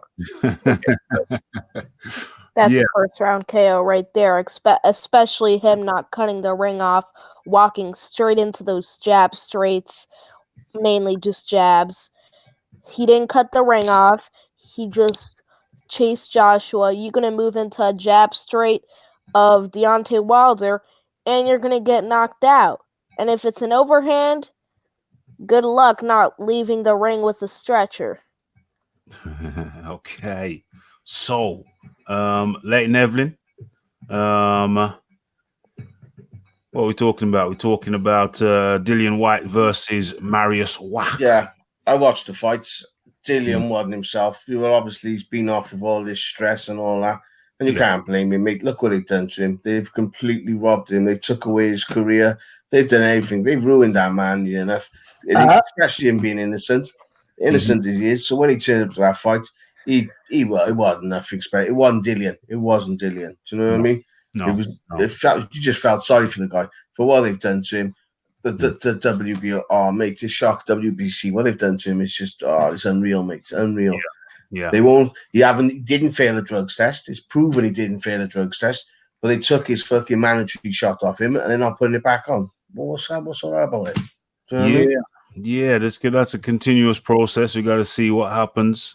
We're going to have to see what happens with that. But he's back in now. He's back in. It's been messed about. But, trials and tribulations are a part of every game. It's a part of every game. It wasn't fair, but it happened. And now it's a question of how you come back. Phil Walker. Yeah, let me tell you something. He said that Dillian wasn't himself against Marius Wach. But look, let me tell you. Dillian hadn't been himself for quite some time now, okay? Now, let me put that out there. He wasn't in shape against Rivas. He wasn't in shape his last fight. Dillian Whyte, okay, is self-destructing at this very moment as we speak right now. So I'm not going to sit here and give him a pass on the simple fact, I've been going through a lot. I've been stressed. Well, what was your stress against Rivas? No, probably not, okay? You had just done a great pay-per-view against Derek Chisora. You got a fat check in your pocket. You're living it up a little bit. There's nothing wrong with that. But at the end of the day, you're a professional fighter. You need to take this serious. Dillian Whyte has not been taking his career serious. Okay, he's been doing somewhat as the same thing that Andy Ruiz has been doing, except Dillian Whyte's not a champion. Okay, no, I don't agree. So guess what? You are a professional fighter. If you do not take your career serious inside the gym and outside the gym, you come in weighing 271 pounds, okay? Massively overweight, okay? And then the fight before that was your second highest weight against Rivas. So nobody can't tell me that Dillian Whyte is taking his career serious at this point. He needs to have a drastic change if he wants to go in there and actually compete against Deontay Wilder. Because if he doesn't, I am severely worried about him. He's going to get hurt. Okay? You've been fighting these guys that's, essentially C-level competition. You need to prepare yourself to be a champion. Dillian Whyte has not been doing that. And guess what? We saw that performance. He went all 10 rounds. He went all 10 rounds. And honestly, he shouldn't have went all 10 rounds. Honestly, I want to see him fight against Big Baby Miller at this point. I want to see how that's going to turn out. That'll be a good fight for us to check out. Yes, talking about that, because they're both going to be coming off a little rusty. But Dillian Whyte should have walked through Marzius walk. Marzius walk. He was on a 2-fight winning streak, but the combined record of those two opponents were what? What, you asked? 7 wins and 35 losses. So that should have been a walkthrough fight. I get it with the steroid thing that messed with his head a little, and of course all the other stuff, but he was a little rusty in the Oscar Rivas fight too, so I don't know. The Beeb. Well, that probably wasn't the best Dillian Whyte, but it was still good enough to win a wide decision. I think he realizes moving forward, if he is going to fight a Deontay Wilder, that he has to come in better condition. And I would expect him to be in better condition for a Deontay Wilder fight. I don't think would take Deontay Wilder lightly. Nice dog. I think that, this is something that he just kind of had to get off his back. This was like a hurdle he had to jump over. And, I think that moving forward, I think we will see a different Dillian Whyte, because he seemed like he was motivated after the fight. He realized that it was kind of like a breath of fresh air for him to finally get this fight out of the way. And now he feels as though he's on the path to do something special. Hopefully he gets a big fight next. I'd like to see him in there with a bigger name. And he should just probably stay active. They should get him a fight as soon as possible, so he doesn't have that downtime to get out of shape. I think Dillian Whyte is prone to. Dillian Whyte is another one who goes around nibbles around the buffet table. But I do take into account his trials and tribulations with the UCAD thing. But that said, it was a good point by Phil. He came into the Rivas fight a little bit chunky too. And that was prior to any problems of that nature. So he's had a problem now for a little while with the weight. And as we have extensively discussed, your out of the ring activities in the kitchen, at the buffet table, wherever it may be, they do have an impact on your ring activities. So your out of the ring activities do have an impact on your in the ring activities. And as far as the training's concerned, seems good from Dillian, his punch combinations and what have you. But when you come in too heavy, it does take away from your overall game. I'm giving Dillian a little bit of a pass. I'm giving him a little bit of a pass for this fight only, because he has had certain trials and tribulations, but he definitely has to tidy up his diet. There's no Raph, two ways about it. Do you think he's a little bit upset too, having to wait for Deontay Wilder all this time? You think being the mandatory and having it taken away from you, think there was a big letdown in the Rivas fight? That's because massively true. The thing is, massively true. It's massively true because I forgot about the whole BS with the WBC playing around with him too. I forgot about that. So he's been hold up, real quick. Let's not forget that this fight against Joseph Parker was a voluntary.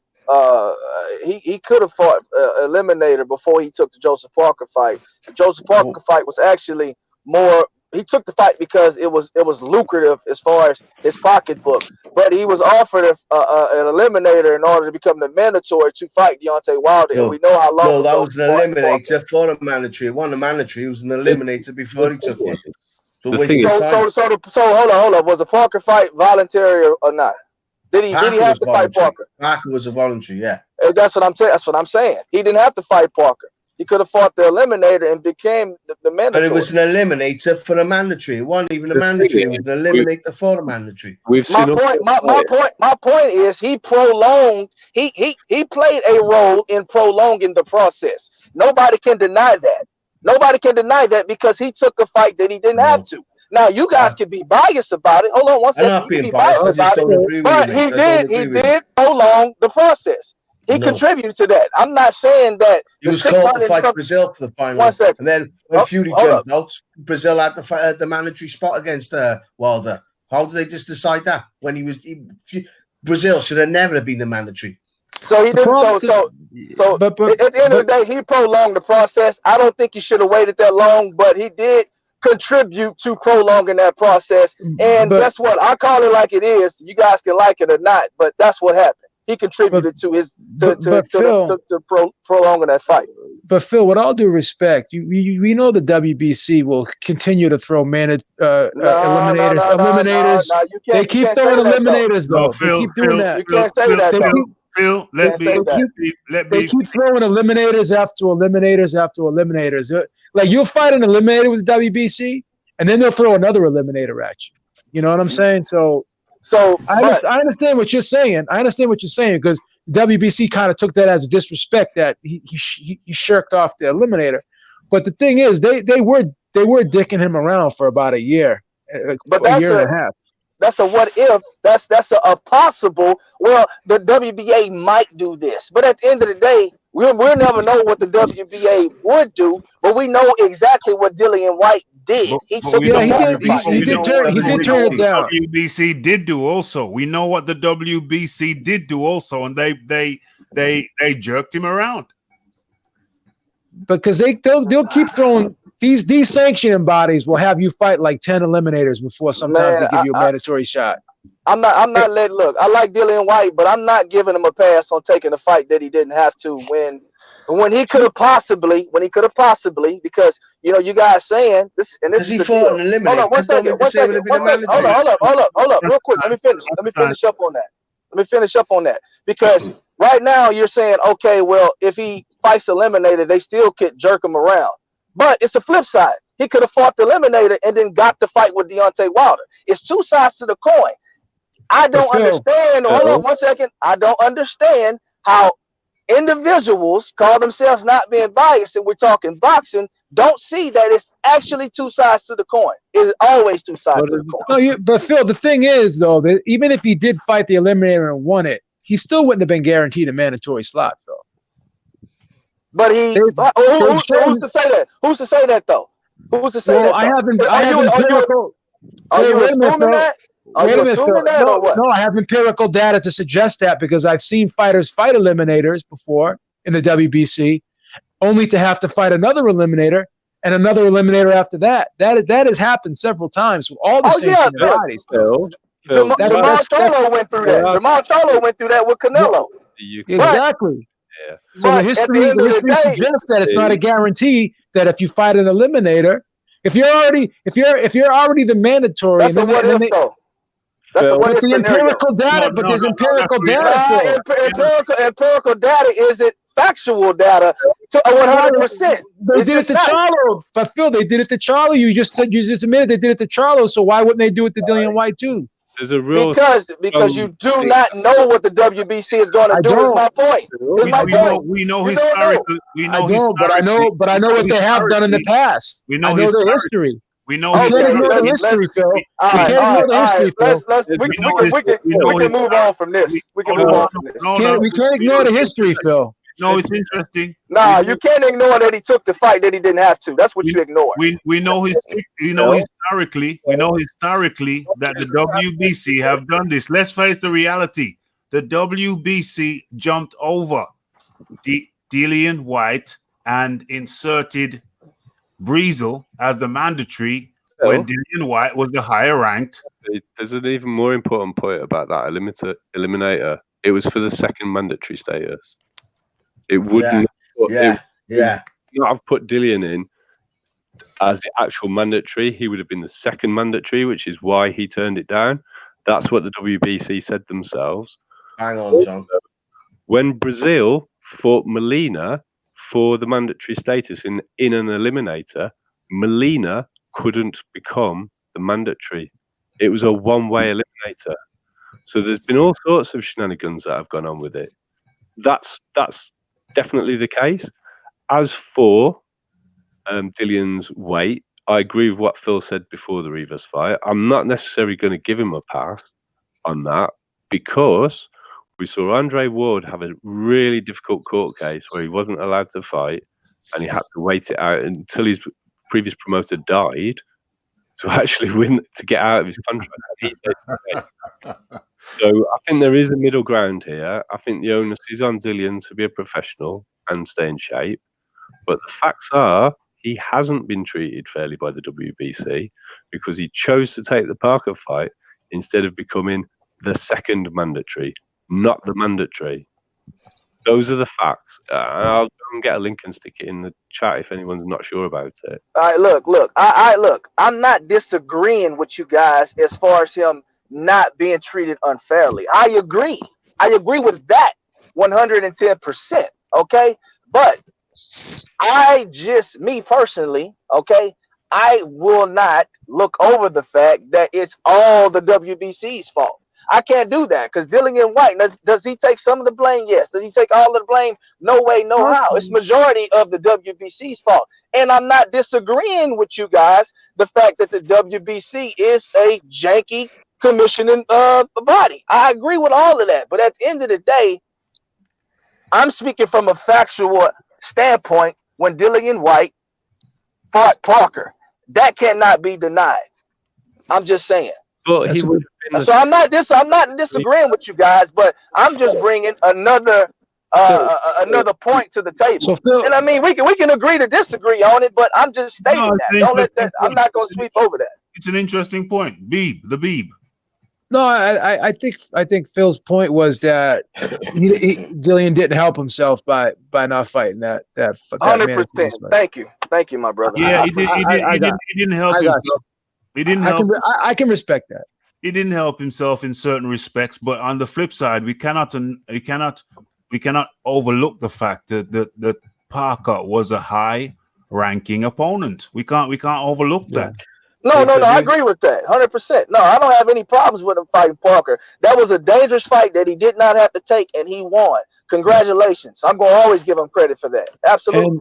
And to be fair to Phil's points, he got the Parker fight. He won the Parker fight, and it still didn't get him any closer to a WBC title shot.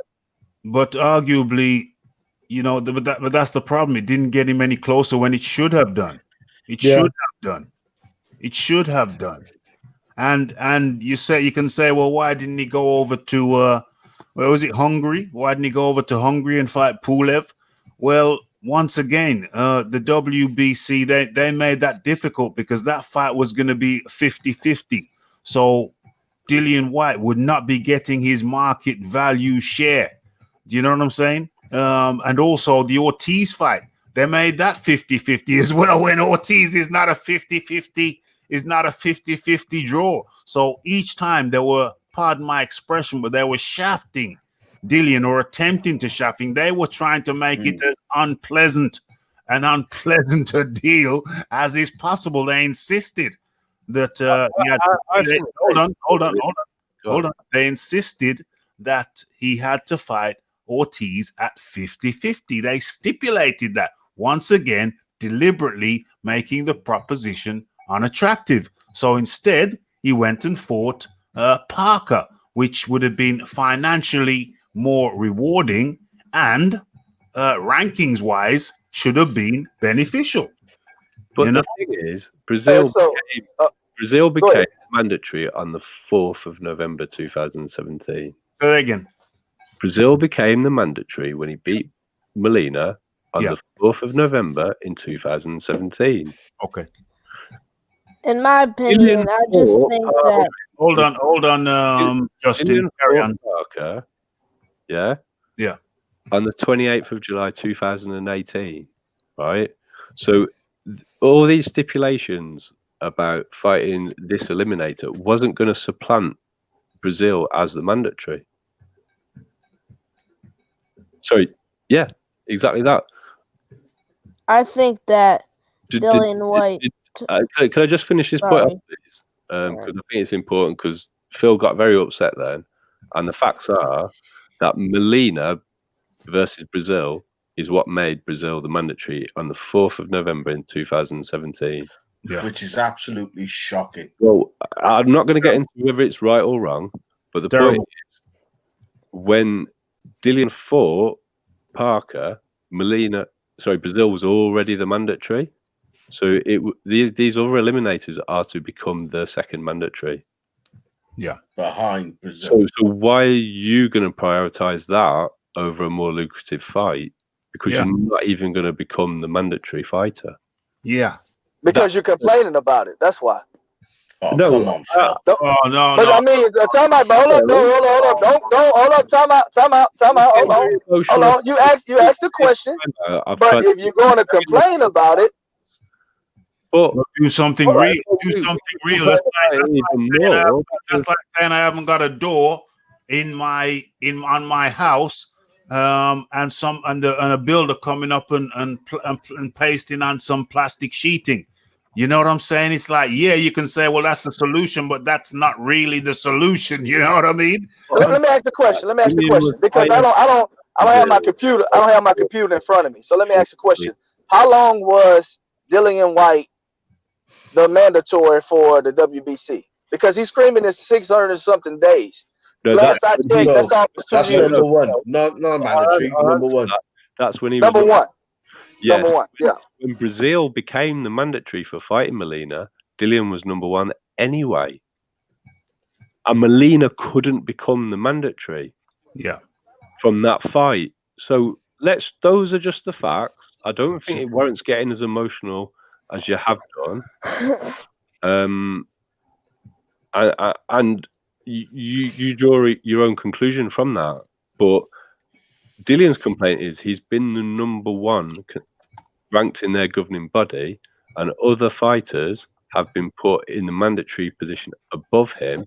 And whilst he's been the number one, they've been asking him to fight multiple eliminators to become the second mandatory. Yeah, clearly wrong. Clearly, you know what's bizarre? But Dominic Brazil was, from my understanding, Dominic Brazil was. Brazil has had two chances at a world championship. Dillian Whyte now haven't had one. You got Molina's had one. You got everyone's had one except for him. I want to hear what it is, because go on, Phil. No. Sorry, And like I said again, no. It's all good. We just, we're just talking shit. But look, sorry, Phil. So I don't have my computer in front of me right now to research this, but I'm almost positive that Dominic Brazil had been in that mandatory spot for longer than Dillian Whyte had been the number one ranked guy. No. Not at all. Not at all. Dates of that for you, Phil, but that's the point. When Phil fought Molina, Dillian was number one. See something. Let me go in the house and get my computer. Phil ain't having it. But Ralph, here's another bizarre thing. Yeah, because Dillian was ranked number one by the WBO for a while too, and then all of a sudden Usyk comes along and kicks him out of that number one spot. Yeah. So, well, it's because Usyk is more popular. He'll bring in the buys more. No, but if the super champion moves up a weight class, he becomes the automatic. Yeah, so that's kind of a crazy. That's kind of a crazy. And look. Let me add this. Eddie Hearn did not make it easy for Dillian Whyte as far as the WBC is concerned, because those what's it got to do with Eddie Hearn? Dillian Whyte's his own. No. Not what I'm telling you is Eddie Hearn is, of course, Dillian Whyte's promoter. Eddie Hearn was talking about suing the WBC. All I'm saying is he didn't make it easier. That's all I'm saying. I'm just pointing out the obvious. He didn't make it easier for Dillian Whyte. Phil, ultimately, let's not blame the man for kicking the dog when the dog kicked the man first. Let's not blame the man for kicking the dog when, no disrespect, Leighton, that's a very nice dog. We're not talking about your dog. It's not good. Let's not blame the man for kicking the dog when the dog kicked the man first. The WBC is the dog. They've been jerking him around left, right, and center. Everybody knows that. But then let's not. Yeah, Dillian Whyte didn't really necessarily jump through the hoops the WBC presented him with. But the WBC overstepped him. They jumped over him to go to a lesser ranked man to fight Deontay Wilder when Dillian Whyte was ranked number one, and was, if they were going to anoint a mandatory, it should have been Dillian. But Ralph, right. Have you ever read their bylaws? The WBC says in their rules that just because you're ranked number one doesn't mean you're mandatory. They can make the number 5 guy. They can make the number 5 guy mandatory. They have. All these rules are ridiculous, to be honest with you. They are. They're totally ridiculous, and it basically means that they can come up with anything. What their rule is, and they can. And you know what else is in their rules? And I'm sorry to say this, Phil. I'm not trying to take a shot, but another one of their rules is they have a right to order as many mandatories, or excuse me, as many eliminators as they want. I know this already. I'm not I'm not refuting that. I gave you a prime example with Jamal Charlo because I follow him excessively. I'm not refuting that. I know what the WBC can do. I know. I know what they've done. I understand your theory about them being, like I said, a janky commissioning body. But at the end of the day, I'm just stating the facts from the way I see them in regards to Dillian Whyte not doing himself any favors by going fight Parker. That's all I'm saying. Well, I guess what it all boils down to is politics, basically, because they make rules in their sanctioning body that allow them to do whatever they want. There's a loophole to everything. So exactly, that's what I said earlier. I said the WBC does what the WBC wants to do, and their rules allow them to do it. So I said that earlier. I think it boils down to PBC and Matchroom. Yeah. I think someone behind the scene is making sure that they don't want Matchroom coming over to have a chance to take these. That's what it is. Clear as day. Simple as. You know what's crazy? Okay. All right. It's crazy. If you guys say so, I know you guys got country pride over there. That's no. Phil, serious. It's nothing to do with that. You can see it. Let me come in. Phil, I can erase any doubts with just this one interaction, 30-second interaction. That's all it's going to take to erase any kind of fears of that nature. I got American cousins, Phil. Trust me. if I got American brothers. So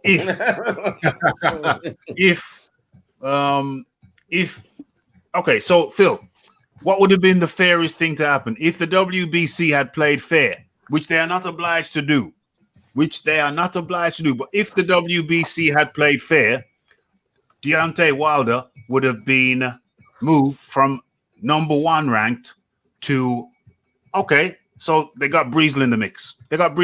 Okay, fair enough. So if they wanted to not make Deontay Wilder's mandatory, the fairest thing they could have done, if they wanted to have an eliminator, would be to have the eliminator between Dillian Whyte and Dominic Breezel to see who would fight Deontay Wilder next. True or false? Toby, you could say so that I'm a Broner fan. Marcus Maidana blood on here. Okay. I think that's probably I couldn't hear everything you said, but I heard the back end of it. It sounds like that would be a true statement. Okay, so that's fair. That's all I'm saying, and I think that's what anybody else is saying. If you want to be fair, and you didn't want to make the WBC didn't want to make mandate Dillian Whyte the mandatory, then have a competition. Somebody's buzzing. Have a competition, a fight between Dillian Whyte and Dominic Breezel, and then that's fair. That's the fairest thing that could have happened, but they didn't do that.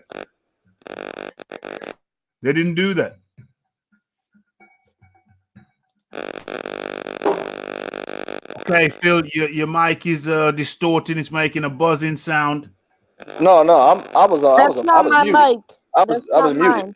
No, I'm talking. I was muted, Referee. Okay. No, I was muted. I think it was you, Raf, because we all muted us. Couldn't have been mine. Yeah, I was muted. it ain't me, Phil. I mean, it ain't me, Leighton. But okay. So Phil, yeah. So I think that would have been the fairest thing, Phil. As a Mike Tyson. Yeah, I think that, to me, yeah, honestly, I think that would have been the fairest course of action. But they didn't do that. They didn't do that. They didn't do it. But would you deny that Dominic Brazil? I mean, that Dillian didn't do himself any favors? What favors? Come on, Phil. Stop this. Okay. You know what? You know what? Hey, check this out. We're going to agree to disagree because you guys are. Well, I'm not going to keep going in circles about this one. Well, loves you, Phil. Loves you. Hold on. All I'm saying is, what did Dominic Breezel do right to get himself in the mandatory and the fight with Deontay Wilder? I'll tell you what, Ralphie. Get back to me about 5 minutes. I just got to my computer. Okay, no problem. Okay. So, but I don't know if there's gonna be a 5 minutes because I don't know if there's gonna be a 5 minutes, Phil, because that was the last topic. I'm just gonna. So we're pretty much done now. I'm just gonna go around the table to get everybody's last view on whatever it is. Whatever it is your topic. I missed out Beeb the last time, so I won't miss him again. It was an accident, Beeb. I promise you. We're gonna start with Justin. All right. Am I allowed to plug my channel in at the end? Well, I don't really know my feelings on that, but go ahead this time. Go ahead. All right. So I'm just gonna give my my Mike Tyson impression. All right, do it. Oh, Jesus. I want to thank everybody for going on this panel tonight. You know, it was an honor for me to go on this panel tonight.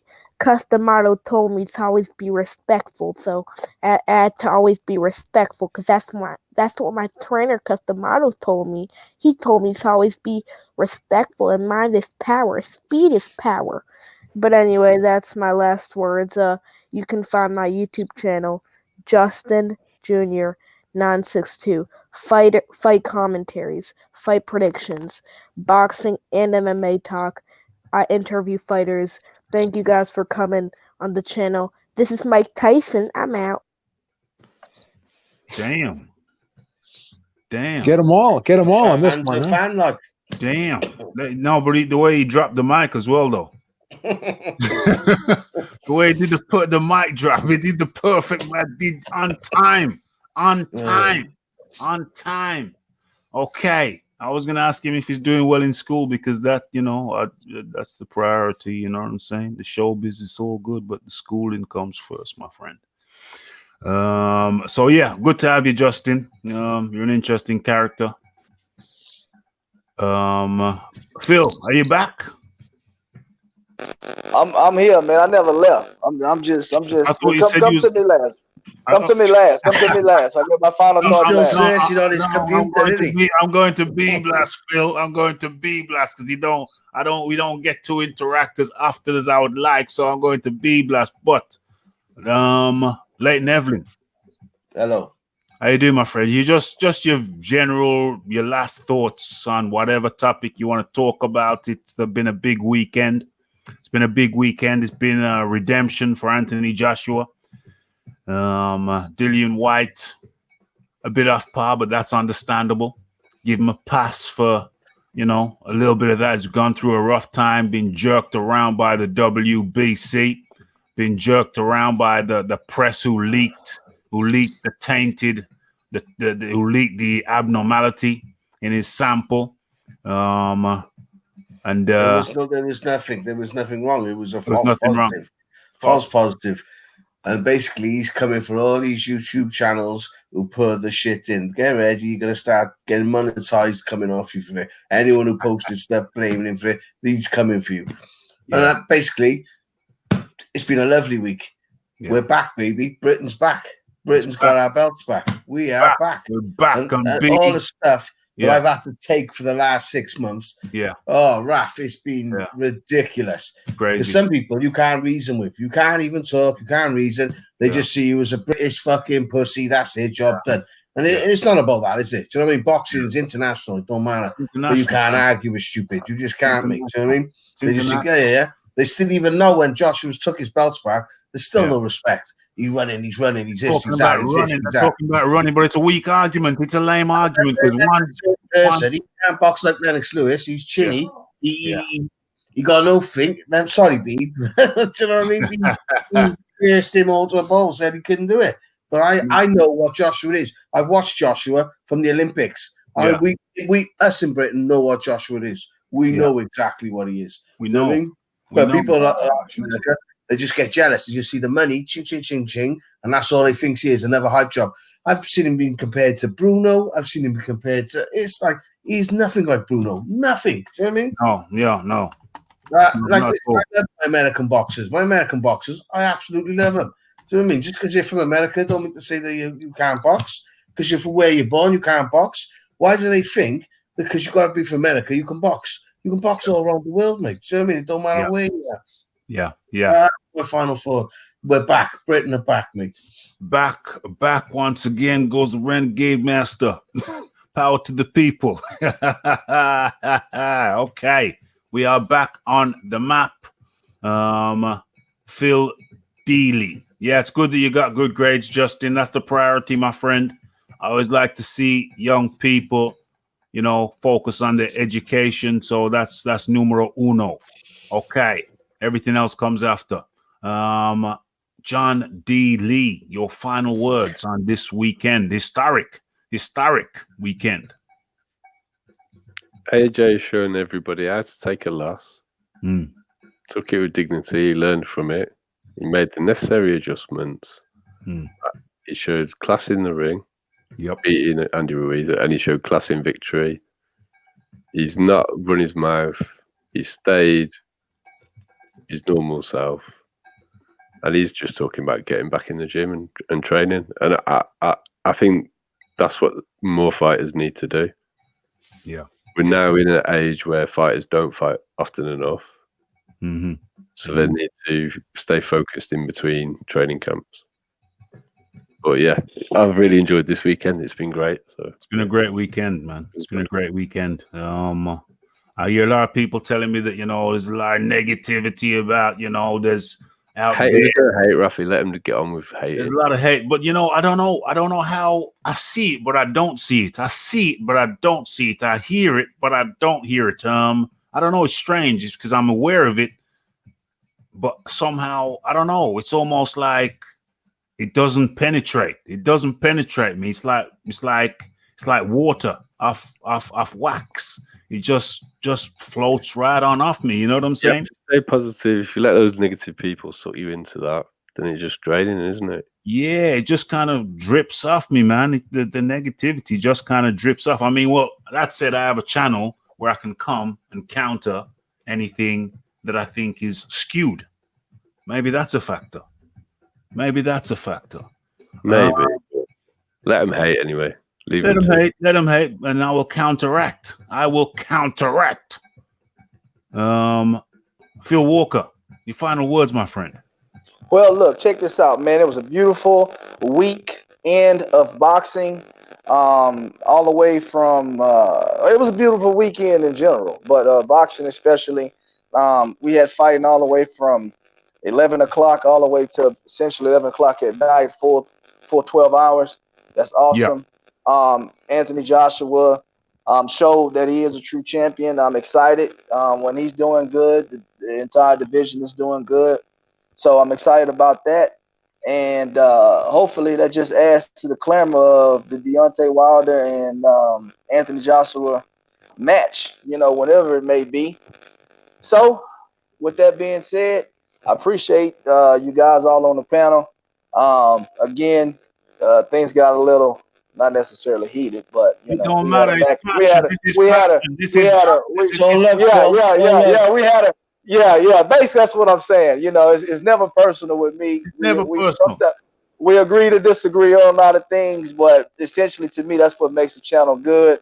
I respect all of you guys, and I always enjoy talking to you. So appreciate Phil, you. we need your input here. We need man. You're a logical Deontay Wilder supporter. And Yeah. it's nice to see so. Yeah, absolutely. We need that.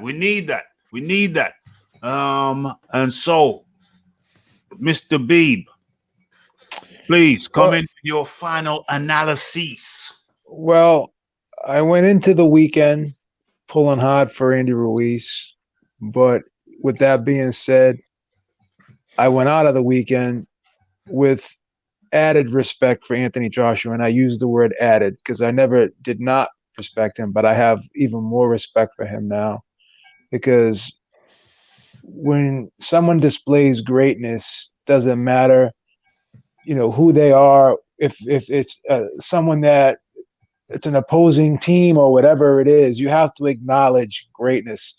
And very disappointed in people who couldn't see the beauty and the perfection in what AJ did. And I was the one that said he couldn't do these things, and he did every single thing that I did not believe he would be able to do. And he changed up his whole style in a short period of time. Now, whether or not he could always do this, maybe he could. I just never saw it, so I assumed that he couldn't. And that was my ignorance, because he was able to prove a lot of people wrong. And these people that he did prove wrong, it's still not enough for them. So, again, my hat goes off to Anthony Joshua. What he did was a great fight. I mean, showed such discipline, such wherewithal, the mental strength that I questioned, or the self-doubt that I questioned, it's been erased, brother. I mean, and I can't say one bad thing about Anthony Joshua. I have not one critical thing to say about the performance. I thought it was a masterclass, because I'm a Fury fan. Yeah, I'm a Fury fan. So he did a Tyson Fury with a little bit more mustard, you know. So I would be a hypocrite if I was to criticize that, because I don't want to be like these other people who are hypocrites who praise Floyd Mayweather, praise Erislandy Lara, praise Guillermo Rigondeaux. Yeah, all these fighters that they like, but someone else that they don't like does the same thing. I mean, it's just pure hypocrisy. Where is the credibility in someone? Yeah. How can they consider themselves or expect to be taken as credible individuals when with such blatant hypocrisy? Yep. And I'm not always right in everything I say, but one thing I will do is, when I'm wrong, I will also admit that. So 100%. It is what it is. It is what it is. Him up, he's honest with that. If he's wrong, he's wrong. It is what it is. It is what it is. And the final word goes to Yardman. Yardman, we're wrapping up. Your impressions of what's your lasting impression of the weekend, or what's the lasting impression that you have on this weekend of boxing? Yeah, as I told you before, Rafael, I'm still new to the boxing game. Yeah. I've been watching this sport for just 7 or 8 years, so I'm still learning. But yeah, I think boxing is in good hands, and as it pertains to Dillian Whyte, I have a special place in my heart for him, because he's my fellow countryman, right? Well, I talked about countrymen last week, and you said countrymen don't come into it. What's going on, Yardman? I told you, I'm not gonna be biased. Okay. Just because Dillian Whyte is a fellow Jamaican, But Dillian Whyte should realize that he's a very important piece of the puzzle. Yeah. In history. Because at the end of the day, 50 years from this, we're gonna be talking about AJ, Dillian Whyte, Deontay Wilder, and all these guys that are on top in the heavyweight division. So Dillian Whyte, if you're hearing this, man, just get back to your roots. Go home, go back a yard, eat some yam and banana and some good food.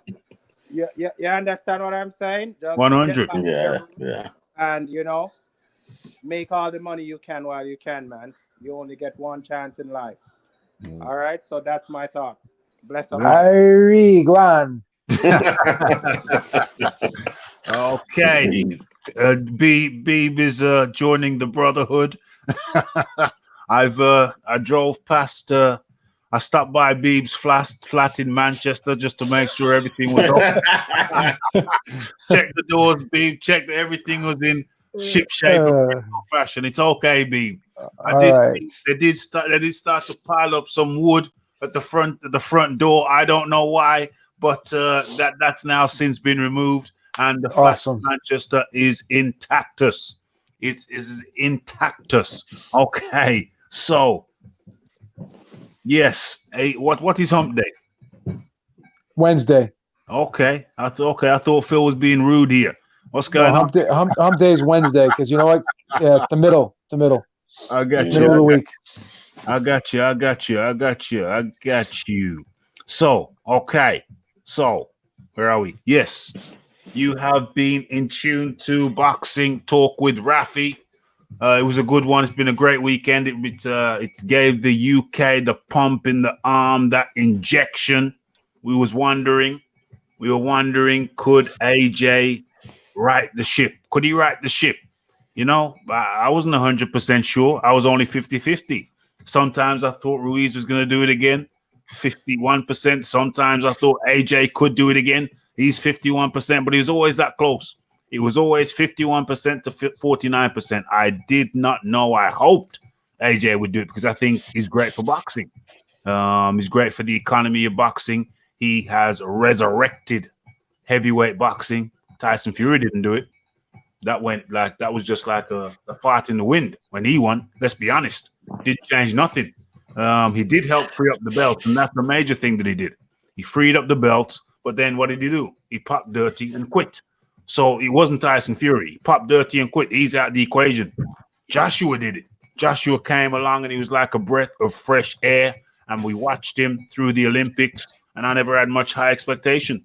I'm not going to sit here and pretend that I knew that he was going to become a unified champion. I didn't at all. I thought if he become a one belt champion, I'd have been, wow, that's awesome. Congratulations.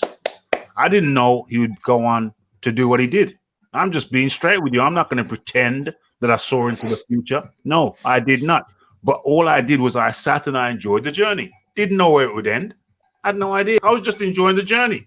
But then look what happens. He beats Charles Martin. I thought, well, that's good. He's become a world champion now. He can retire happy.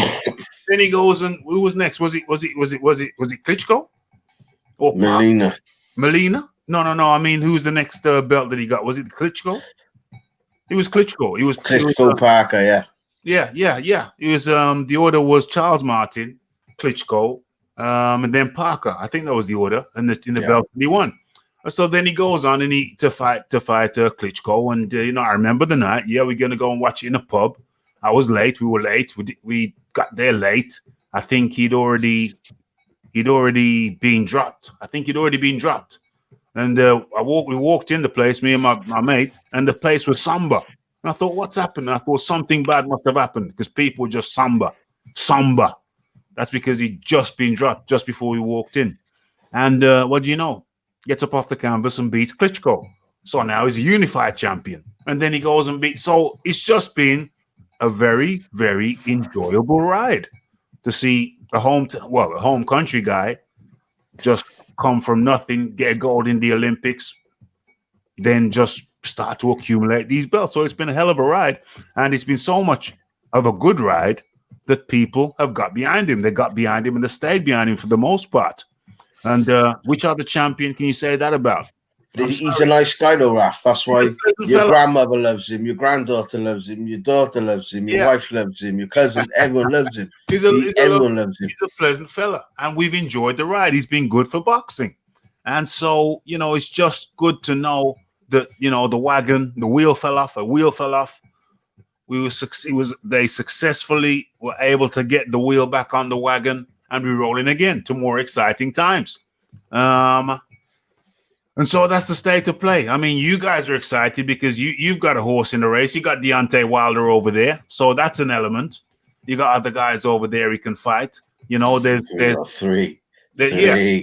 There's Fury over here, but I mean, he's all over the place. He's an American. He's a Mexican. You know, whatever. I love Tyson Fury, man. Well, you got him in the mix. He's in the mix.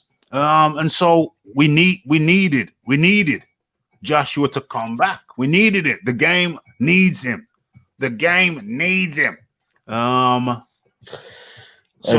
agree. Yeah, the game needs him, man. I mean, no man is indispensable.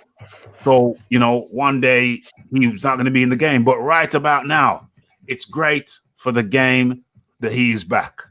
And that is my final word on the... No, I was only joking, Phil. It's all good. It's all good. So, yeah, it's been a great week. We're all excited. We are all happy.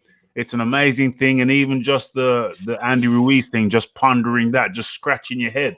I'll be scratching my head for a while over that. There's going to be more to come out of that. We're going to have to dig into Andy Ruiz's history.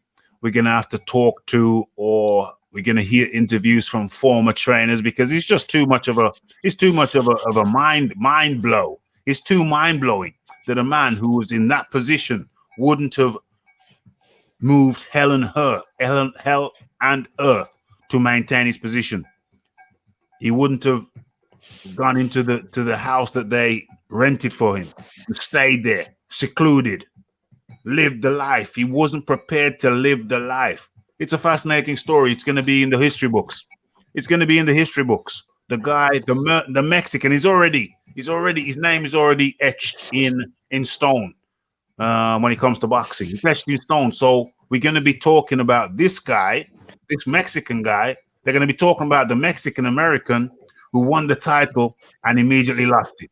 So his story will be told. And so we need to know more about his story, because it's a fascinating story about the man who lacked self-discipline. The man who lacked self-discipline, and that man is Andy Ruiz Jr. And he did it publicly. He showed people how much self-discipline he did not have. It's an amazing story. Absolutely amazing. It's flabbergasting. It's bemusing. It's bewildering. But we know what it is. It all boils down to that discipline.